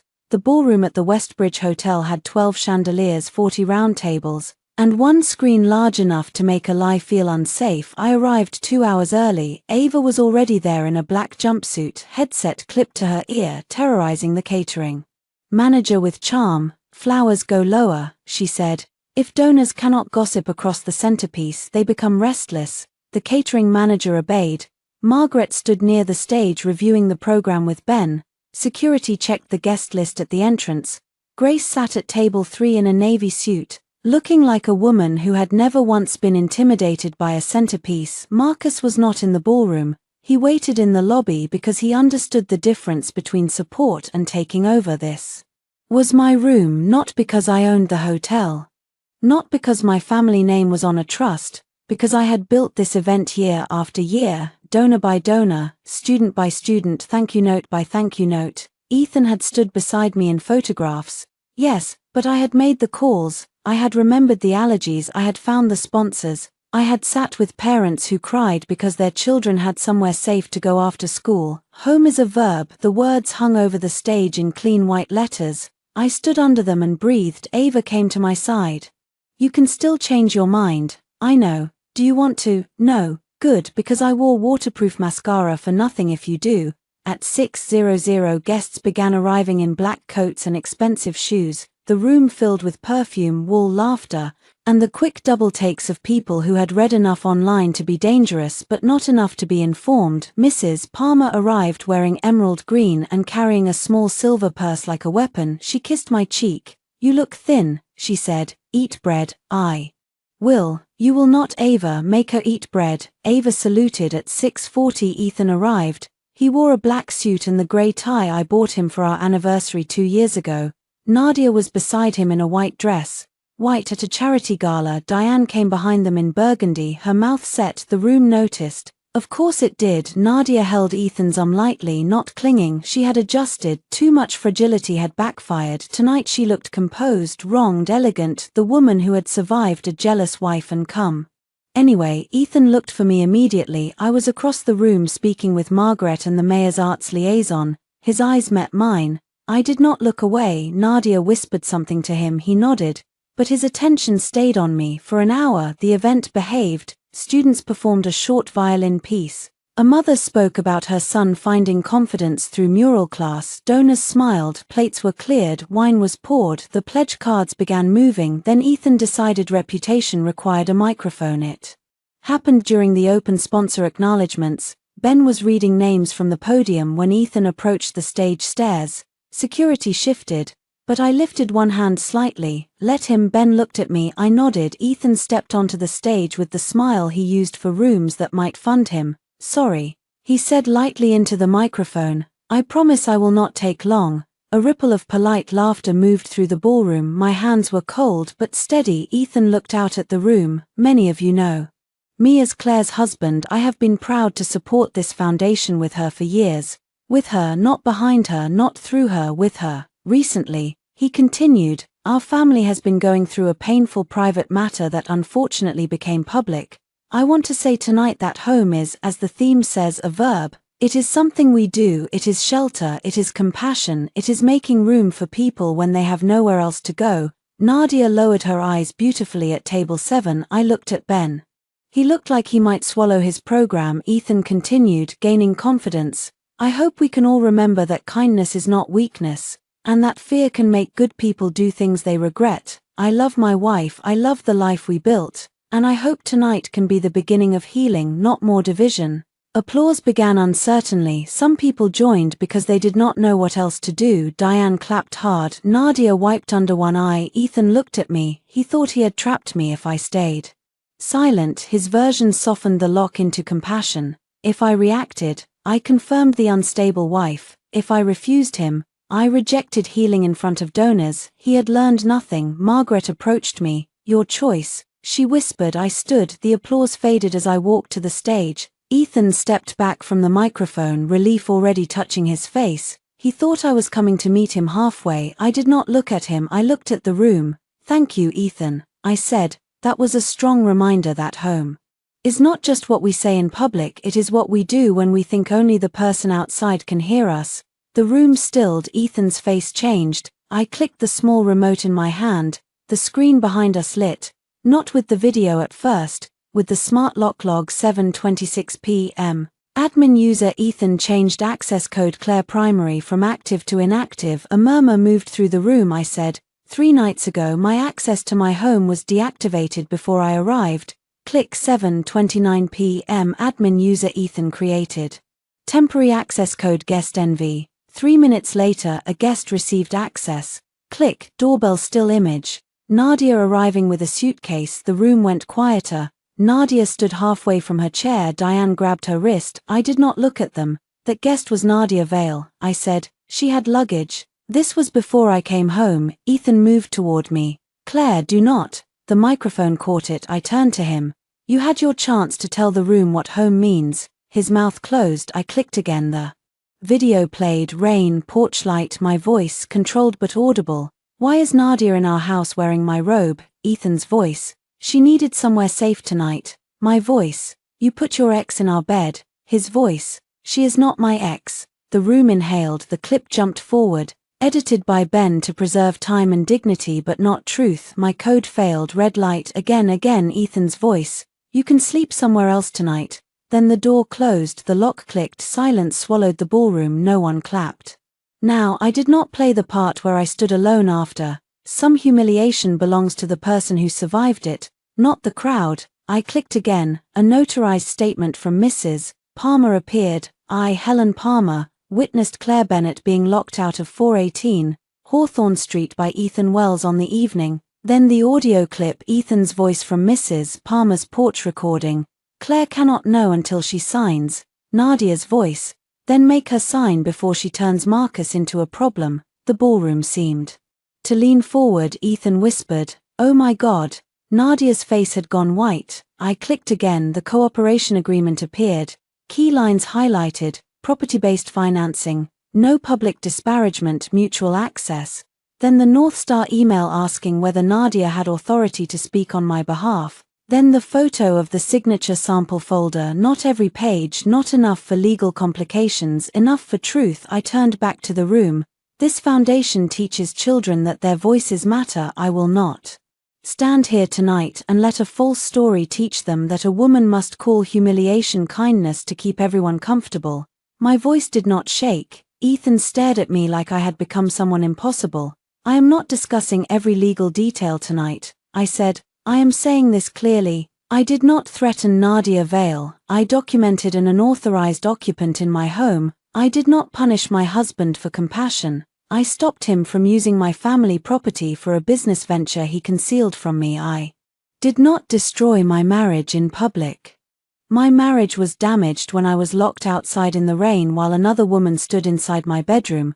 I looked at Ethan then. He looked devastated. But devastation, I had learned, was not always remorse. Sometimes it was the shock of being seen. I faced the room again. Tonight is still about the children this foundation serves. If home is a verb, then let it be an honest one. Home is not a locked door used to control someone. Home is not a story edited to protect pride. Home is what we build when people are safe, seen, and not asked to buy belonging with silence. For a second, nothing. Then Mrs. Palmer stood. She clapped once, then again. Ava stood next. Margaret, Ben. The applause did not explode. It rose slowly, unevenly, like people waking from embarrassment into conviction. Nadia turned and walked toward the exit. Two reporters from the local arts blog followed with their eyes but not their feet. Security moved subtly to keep the path clear. Diane remained seated, furious and pale. Ethan stood beside me on stage, still as stone. I lowered the microphone. "We are done," I said softly. His lips parted. "Claire, no." I walked off the stage. Ava met me at the bottom with a glass of water. "Drink," she said. I drank. "Also," she whispered, "that was terrifying. I am naming my next plant after you." Across the ballroom, the North Star banker Alan Pierce stood from his table and walked toward Ethan. He spoke quietly, but Ethan's reaction was visible from 20 feet away. First confusion, then alarm, then anger. Alan left after less than a minute. Ethan came down from the stage and found me near the side hall. "You cost me the financing," he said. "Not I am sorry, not I did this, you cost me." I felt the last fragile thread inside me snap cleanly. "No," I said, "the truth did." His eyes were wet now. "Do you know what happens if Wells Vale collapses?" "Yes." "What?" "Nadia will find someone else with a door." He flinched as if I had struck him. "Good." Nadia appeared behind him, coat over her arm. "Ethan, we need to go." He turned on her. "You told me the bank call was harmless." Her face hardened. "You told me Claire would sign." There it was, in public, clear enough for Ethan, clear enough for Diane, clear enough for the people pretending not to listen. Ethan stared at her. Nadia realized what she had done. "I mean," she said quickly, "you said she would understand." But the first sentence had already entered the room. Diane stood and rushed over.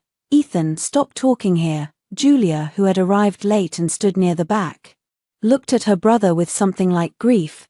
"Tell me this is not real," she said. Ethan looked at her, no answer. Julia walked away. That was his second real loss of the night. Not financing, not applause, his sister's belief. At 10:30, the gala ended with the largest pledge total in foundation history. I did not know that until Ben told me, because I spent the final half hour in the coachroom breathing and signing thank you cards. At 11:05, Grace found me.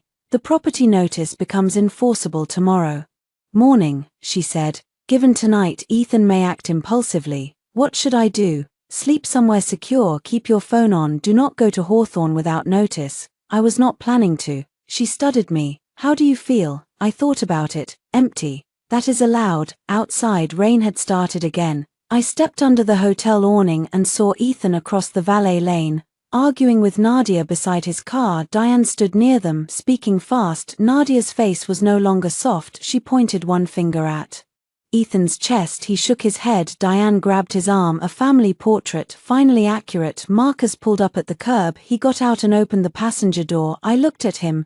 "You do not have to drive me." "I know. I can call a car." "I know." I got in. As we pulled away, Ethan saw me for 1 second. He looked like he might run after the car. He did not. In the rearview mirror, I watched him grow smaller under the hotel lights, rain darkening his shoulders. The man who locked me out had just discovered the weather reached him too. Ethan lost access to Hawthorne at 9:00 a.m. on Saturday. Not dramatically, no police lights, no shouting on the lawn, no neighbors gathered with coffee. Though I suspected Mrs. Palmer kept her curtains open on principle. It happened through email, certified notice, lock administration, and a locksmith named Reuben who had worked with the Bennett Trust for 12 years and still remembered Grandma Eleanor because she once argued him into eating 3 slices of pie. While he repaired the back door, I did not go inside at first. I stood across the street under a black umbrella while Marcus, Grace, Reuben, and Officer Harris approached the house. The rain had softened to a mist, but the sidewalks still shone. Hawthorne looked exactly as it had on the night Ethan closed the door, which felt like an insult from architecture. Ethan opened the door in yesterday's shirt. He looked past everyone and found me across the street. For a second I saw the old reflex in him, confusion. That I was not beside him helping manage the inconvenience. Then he looked at Marcus and the present returned. Grace handed him the notice. He did not take it. "I have a right to my marital home," he said. Grace's voice carried just enough. "You have been granted a timeline to remove personal belongings. You do not have authority to remain in Bennett Trust property after revocation of permissive occupancy under the terms previously provided. This is not an eviction proceeding today, this is access control and property preservation pending formal legal separation." Ethan looked at Officer Harris. "You are letting them throw me out," Officer Harris said. Civil matter, we are here to keep the peace. Diane appeared behind Ethan, hair unbrushed, face swollen from crying or rage. This is illegal. Grace handed her a copy too. You are not a resident. Diane slapped the paper away. Officer Harris looked at her. She froze. Nadia came down the stairs with 2 suitcases too, so much for nowhere else. Her face was bare of makeup. Without the performance polish, she looked harder, not younger, not sadder, just harder. She saw me across the street and smiled. It was a small smile, a promise that she had not finished. I did not smile back. Ethan turned on her. Where are you going? Nadia blinked. I cannot stay here. I know that, I mean where? My friend Lila's. Since when do you have that option? Her mouth tightened. Since always, Ethan. I said I did not feel safe there. I did not say I had. Nowhere else in the world. Diane looked at her sharply. Ethan stared. That one sentence did more than any accusation I could have made. Since always, the entire first lie collapsed into the wet morning. Ethan's voice dropped. You told me you had nowhere. Nadia's eyes flashed. I told you I needed you. You decided what that meant. Even across the street, I felt the impact of it. Ethan took a step back. Diane whispered, you little snake. Nadia turned on her. Do not start with me. You were happy to have me there when you thought Claire would keep paying for everything and Ethan would get the loan. Diane's face went crimson. Marcus glanced across the street at me. I lifted one brow. He looked away, but I saw his mouth twitch. Grace said, Ms. Vale, your belongings will be documented as removed. Nadia dragged her suitcases to the door. As she passed Ethan, he said, was any of it real? She stopped. For a second, I almost saw pity in her face. Then she chose honesty because cruelty was the last thing she could afford for free. You wanted to feel chosen, she said. I chose the door that looked unlocked. Then she walked out. No tears, no apology, no fragile goodbye. A rideshare waited at the curb. She loaded her suitcases and got in without looking back. Ethan stood in the doorway watching the car leave. Diane began to cry loudly, publicly. Look what Claire has done. Look what that woman has done to my son. Something inside me remained still. 3 days ago that accusation would have entered me like a hook. Now it struck the glass and slid down. Reuben changed the administrative lock settings. Grace documented. Officer Harris waited. Ethan was allowed to gather essentials under supervision: clothing, medication, work laptop, personal documents. He argued about furniture until Grace reminded him the inventory would be handled through separation counsel. He argued about tools until Marcus produced receipts showing half belonged to a contractor account and half to the house maintenance inventory purchased by me. Each argument made him smaller, not because he had no rights. He had rights. Grace respected them. That made the process more humiliating for him, I think. There was no chaos to blame, no screaming wife, no vindictive brother throwing clothes onto the lawn, only documents, only boundaries, only the slow discovery that he had mistaken access for ownership. At 11:15, Ethan came outside carrying a duffel bag. He crossed the street toward me before Marcus could stop him. I lifted one hand slightly. Marcus stayed where he was. Ethan stopped under my umbrella, though I did not move it to cover him. His hair was wet, his eyes were red. Is this what you wanted? He asked. No, what did you want? The door opened. He swallowed. Claire, I was angry, I was stupid. I let Nadia get in my head. You let her into my bed. His mouth twisted. Nothing happened. Still waiting for credit. No, he looked down. No, I know that is not enough. The admission surprised me. He continued. I told myself you were strong, that you could take things, that Nadia needed gentleness because she broke more easily. I made your strength into an excuse to hurt you. For one dangerous second, the words sounded like the apology I had once deserved. Then he said, but you did not have to humiliate me in front of everyone. And there he was, still at the center of his own injury. I nodded slowly. You almost got there. His face crumpled with frustration. What do you want from me? Nothing. That is not true. It is becoming true. He looked toward the house. Where am I supposed to go? The question hung between us, absurd and perfect. 3 nights ago, he told me to sleep somewhere else. Now he asked me where he should go. I did not say it. I did not need to. He heard it anyway. His face changed. Claire, he whispered. You have your mother, you have hotels, you have friends, you have the resources you did not spend on me. I cannot afford a hotel for long. The project accounts are frozen. Northstar pulled the meeting. Nadia withdrew her contacts. That sounds difficult. You sound like you do not care. I thought about that. I care that I spent years making sure you were never scared like this. I said, I care that you used that safety to make me disposable. I care that a part of me still wants to solve the problem because I was trained by loving you to fix what you broke. His eyes filled. But I am not going to. He looked at me for a long time. Then he said, I do not know who I am without you. There it was, the truest thing he had said, not I love you, not I hurt you, I do not know who I am without you. I believed him. I also understood that confusion was not love, it was withdrawal from a life I had subsidized. You will find out, I said. He stepped back as if I had pushed him. By noon, Ethan left with 2 bags and no key.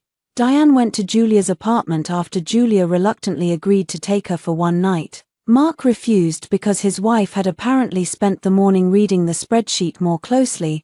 Nadia vanished into someone named Lila's guest room and deleted half her posts. Hawthorne stood empty except for Grace, Marcus, Reuben, Officer Harris, and the ghosts of every version of myself that had tried to make it a home. At 1:30, I walked through the front door with my own code. It worked, green light, soft chime. I stood in the entry and let the sound pass through me. The house smelled wrong, Nadia's perfume, Diane's pot roast, Ethan's cologne, underneath, faintly, lemon oil and old wood. I walked from room to room. In the dining room, Grandma Eleanor's portrait leaned against the wall where Ethan had left it. I lifted it and carried it back to its place. In the kitchen, my cracked blue mug sat in the sink. I washed it slowly and put it in a box, not the cabinet. In the bedroom, the sheets were stripped. The second toothbrush was gone. My robe lay in a laundry bag Grace had marked for cleaning or disposal. I chose disposal. Some things do not need rescue. In the library, I found a photo behind the radiator, Ethan and me, 2 weeks after our wedding, sitting on the front steps with takeout containers. He had sauce on his shirt. I was laughing. He was looking at me, not the camera. I sat on the floor and held the photo. Grief came then, not for the man outside in the rain, for the woman in the picture who believed generosity protected love from rot. Marcus found me there. He did not speak. He sat on the floor beside me, suit and all. After a while I said, do you think he loved me? Marcus looked at the photo. Yes, he said. That answer hurt more than no. He continued, but not enough to stop using you. Some people love what they take from you and confuse that with loving you. I closed my eyes. I hate that. I know. I hate that. I still feel sorry for him. That will pass slower than the paperwork. I laughed softly. Grace appeared in the doorway. I hate to interrupt the emotional devastation, but we found one more thing. I looked up. She held Ethan's old tablet in a plastic sleeve. It was in the kitchen drawer, still logged into his messages with Nadia. Marcus stood. Grace's face was grim. Claire, you need to see this before we send it to forensic review. I took the tablet with both hands. On the screen, a message thread. Nadia, once Claire signs, you can stop pretending this is temporary. Ethan, she will sign if I make it about marriage. Nadia, and if she does not, Ethan, then I remind her she hates public ugliness. The timestamp was 3 days before the lockout. My fingers went numb. I scrolled. Nadia, what if she comes home early? Ethan, I will handle her. There it was again, but below it, a newer message from Ethan. Sent after the gala. Ethan, she knows everything. You used me, Nadia, you used her first. I stared at that last line, then I handed the tablet back to Grace. Send it, I said. At 4:00, I signed the formal divorce petition. At 5:30, the house was secured. At 6:10, I drove back to the River apartment instead of staying at Hawthorne. Ava asked why. I looked at the key on the passenger seat. Because a working lock is not the same as home.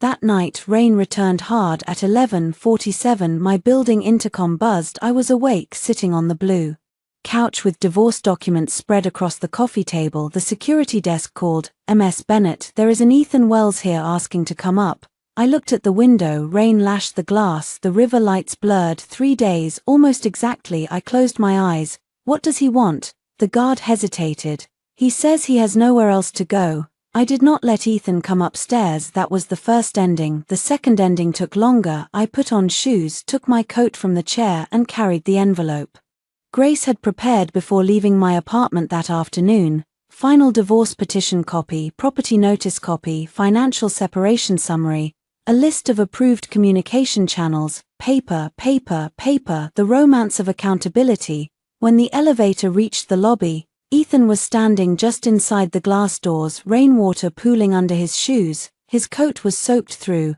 His hair clung to his forehead. The security guard sat behind the desk pretending not to watch with the intensity of a man watching season finale television. Ethan looked up when the elevator opened. Relief crossed his face so openly that something in my chest hurt. Claire, I stopped 10 feet away. You cannot be here. I know, you came anyway. I did not know where else to go. The lobby smelled like wet wool and floor cleaner. Rain hammered the awning outside. Beyond the glass, headlights smeared across the street. 3 nights ago, I had stood outside a warm house while Ethan stood inside. Now he stood dripping under fluorescent lobby lights while I held the key to the elevator. Power reversals are rarely as satisfying in real life as people imagine. They do not erase the memory of cold. They only prove you survived long enough to stand somewhere warmer. Ethan took 1 step toward me. The guard straightened. I said, "Stop." Ethan stopped. "Good. I am not here to fight," he said.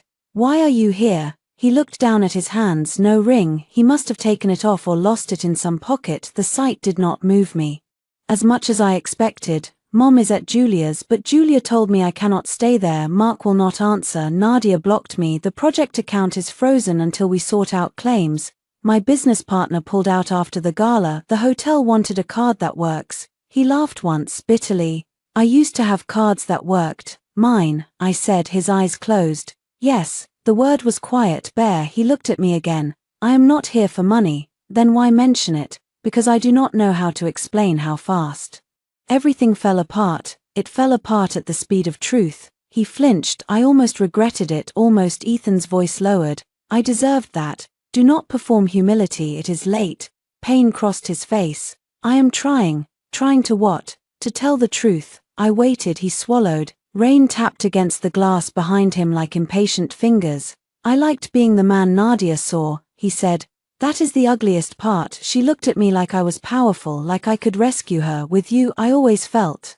He stopped. Careful, I said. He nodded slowly. Small. There it was, the word I had felt under every argument about the house, every joke about my family. Every time he said Marcus looked at him like a tenant. I did not make you small, I said. I know. No, you do not. You felt small beside things I did not use against you, so you found someone who would make you feel large by standing on what I built. His eyes filled. I know, he said again, but this time it sounded less like defense and more like pain. I let him have the pain. I did not pick it up. He rubbed his hands over his face. Nadia told me I deserved something that felt like mine. She said you had the house, the name, the perfect job, the perfect brother, the perfect documents. She said I had to claim something. So you claimed my bedroom. His mouth twisted. Yes, and my signature. No, he stepped forward then stopped himself. No, I did not forge anything.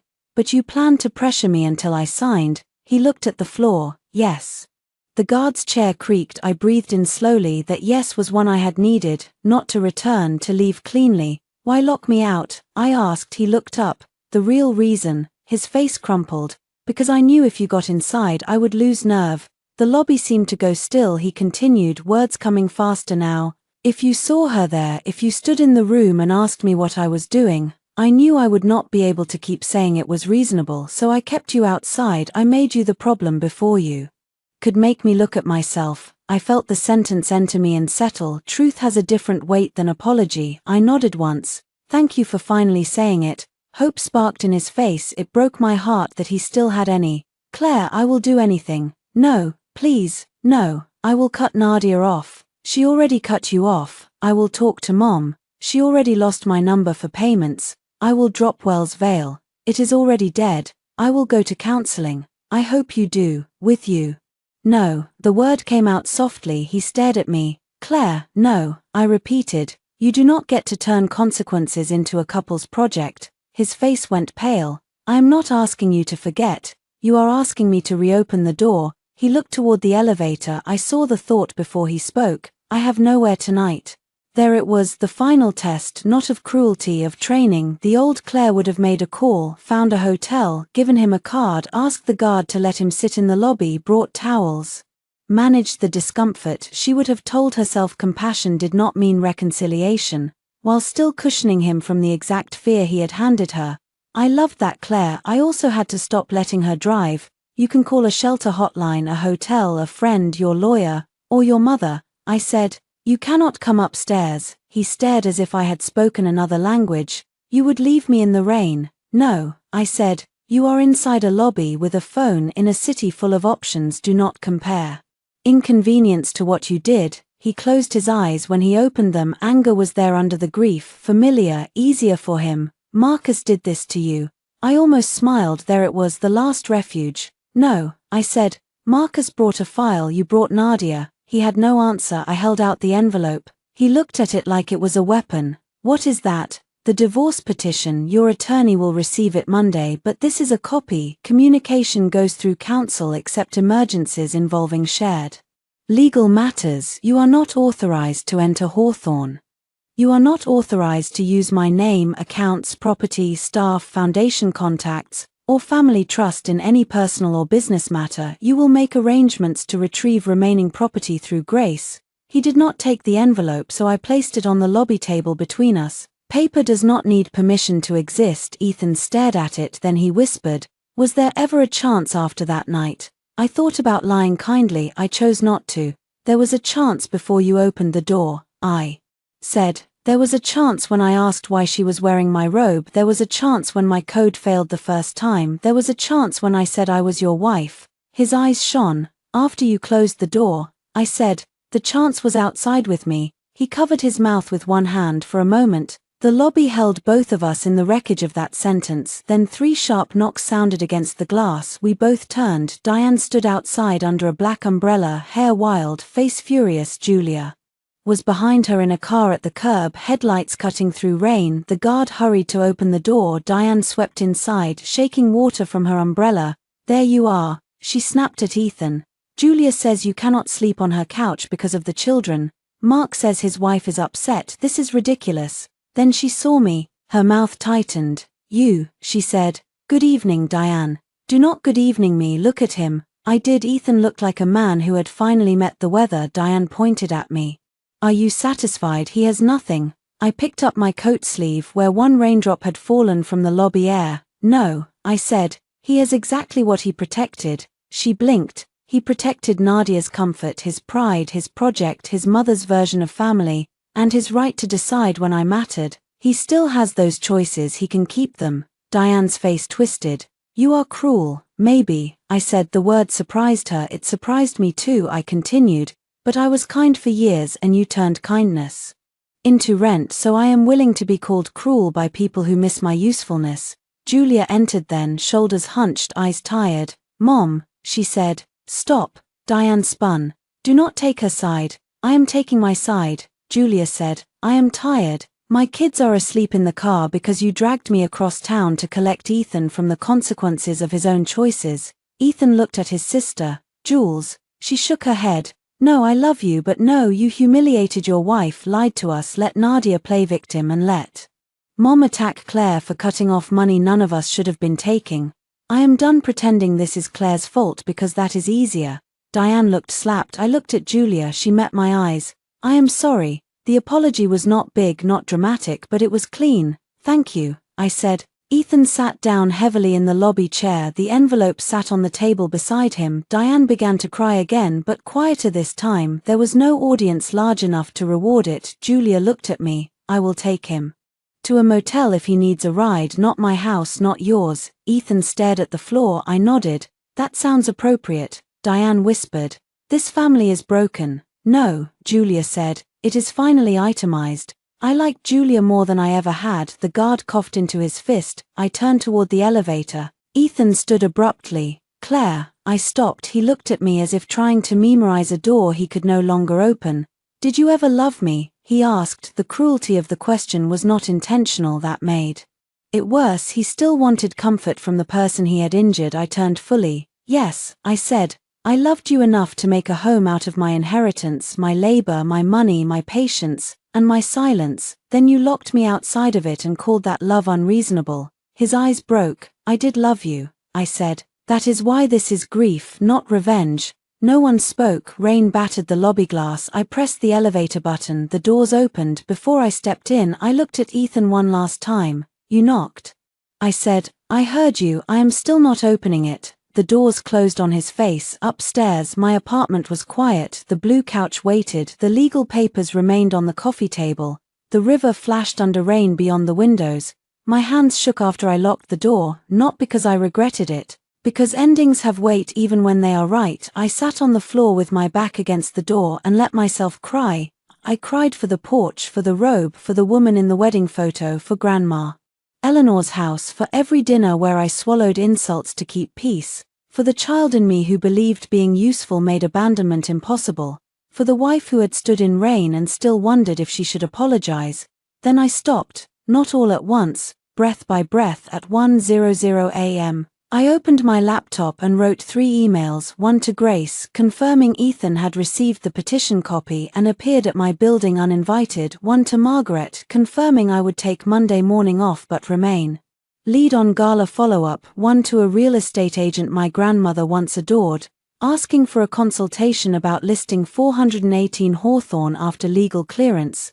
The third email took the longest. Selling the house felt like betrayal until I realized I was not selling my grandmother. I was refusing to turn her gift into a museum of my humiliation. At 8:00 the next morning, the rain had stopped. I drove to Hawthorne alone after notifying Grace. I did not go inside. I stood on the sidewalk and looked at the brick. The brass numbers, the black door. Mrs. Palmer came out with 2 coffees. "I thought you might come," she said. "Am I that predictable?" "No, just newly free people visit the cage once." I laughed softly and accepted the coffee. We stood side by side. "I am listing it," I said. She nodded. "Good, you are not offended by you selling a house where your husband put another woman in your robe, honey. I would help with the open house." I smiled. I thought Grandma would want me to keep it. Mrs. Palmer looked at the house. "Eleanor wanted you safe. She liked houses, but she loved women leaving bad rooms." My throat tightened. "Thank you." She patted my arm before I left. I walked up the front steps. The porch was dry. I stood where I had stood in rain and took the house key from my pocket, not the smart lock code. The old brass key Grandma Eleanor kept because she distrusted batteries. For a moment, I held it in my palm, then I did not throw it away. I did not need drama. I placed it in an envelope for Grace with the rest of the property keys. Clean chain of custody, documented freedom. Over the next weeks, consequences arrived without needing me to chase them. North Star declined any financing involving Ethan or Wells Vale. The planning consultant withdrew. Nadia tried to rebrand her story online, but Mrs. Palmer's statement and the gala video followed her like a shadow. She did not go to jail. She did not need to. Her currency had been trust, and she had spent it all in public. Diane moved into a smaller apartment after Julia refused to manage her bills. She sent me one long letter written on cream stationery, accusing me of destroying a family. I gave it to Grace. I did not answer. Mark's wife sent me a check for the first installment of the old loan. In the memo line, she wrote, "I found page 4. I laughed for a full minute. Ethan signed temporary financial disclosures late, then incomplete, then under warning from his attorney. He fought about furniture, then stopped when the inventory showed receipts. He asked for mediation. I agreed to legal mediation. Not emotional theater. He cried once in a conference room when he saw my ring in the evidence envelope and asked if I wanted it back. I said no, not harshly, just no." Hawthorne sold in spring to a family with 2 daughters, a tired golden retriever, and parents who both cried when they saw the old piano nook. I kept Grandma Eleanor's portrait, the blue ceramic jar, the cracked mug, and the brass numbers from the front door. Everything else became money in the trust, clean and quiet. On the final day before closing, I walked through the empty house alone. The rooms echoed, sunlight poured through the windows, without furniture, without Ethan's shoes by the door, without Diane's voice in the dining room, without Nadia's perfume upstairs. The house seemed both smaller and kinder. I stood in the primary bedroom. For months, I had avoided calling it mine or ours. Now it was simply a room that helped. I touched the windowsill, then turned off the light at the front door. I paused. I did not hear Ethan's voice. I did not hear the lock. I heard Grandma Eleanor, or maybe only memory, saying what she used to say when I left as a child. "Take your key, darling. You never know when you will need your own way in." I smiled. Then I closed the door from the outside. This time, no one was trapped. 3 months after the rain, the divorce became final. There was no dramatic courthouse scene, no shouting on the steps, no last-minute confession that changed the weather. Ethan came with his lawyer, I came with Grace. Marcus waited at a coffee shop down the street because I asked him to, and because he had learned the beauty of letting me walk into rooms on my own. Ethan looked thinner, older. He wore a suit I recognized and a tie I did not. After we signed, he approached me in the hallway. Claire, I stopped. His lawyer looked nervous. Grace looked like she hoped he would be foolish in a billable way. Ethan kept his hands at his sides. I know I should not ask for anything, he said. Then do not. He nodded, a sad little smile crossed his face. You sound like Grace. Grace charges more. He almost laughed, then the almost faded. I am sorry, he said, not because everything fell apart, not because I lost the house or the project. I am sorry because I made you stand outside and convinced myself I was the injured one. I looked at him. For once, the apology did not reach for me, it stood where it belonged. Thank you, I said. His eyes glistened. Do you forgive me? There it was, the last key he wanted. I thought about it honestly. No, I said. He inhaled. But I am not carrying you either. He looked confused. That is what I have right now, I said. Not forgiveness, not hatred, distance. He nodded slowly. I hope you get there, he said. I hope you stop needing me to. I walked away. Outside, the sky was clear. Marcus stood across the street with 2 coffees. He lifted one in silent offering. I crossed at the light, not rushing. He handed me the coffee. How do you feel? He asked. I looked back at the courthouse doors. Ethan had not followed. Like I am not waiting for someone to let me in. Marcus smiled. That sounds expensive. It was. Was it worth it? I took a sip of coffee. Across the street, people entered and left the courthouse carrying folders, anger, hope, and endings. Cars moved through sunlight. Somewhere nearby, a dog barked at nothing. I thought of the rain, the porch, the code flashing red. Then I thought of my new apartment, where the walls were still bare but every key worked. I thought of the foundation kids painting a mural. Next month, I thought of Grandma Eleanor's portrait leaning against my living room wall, waiting for me to decide where she belonged. I thought of a life where generosity could return without being handed to people who used it as a leash. Yes, I said. Marcus walked me to my car. Before I got in, my phone buzzed. A message from an unknown number. For a second, my body remembered panic. Then I opened it. It was a photo from the family who bought Hawthorne. The 2 daughters had chalked flowers on the front steps. The golden retriever lay across the porch like he owned every sunbeam. The mother had written, "We found the little brass mark where old numbers used to be. This house already feels loved. Thank you for trusting us with it." I looked at the photo for a long time, then I sent back, "Take good care of the door." I put the phone away. I drove home, not to Hawthorne, not to Ethan, not to the life that required me to knock, to my own place by the river where the afternoon light came through clean windows, where my key turned easily, where no one else's need outranked my right to enter. That night, it rained again, softly this time. I made tea in the cracked blue mug, sat on the floor beside Grandma Eleanor's portrait, and listened to rain touch the glass without fear. No one knocked, no one called my name from outside, no one asked me to prove I deserved shelter. The quiet did not feel empty anymore. It felt like a room finally telling the truth. I was home.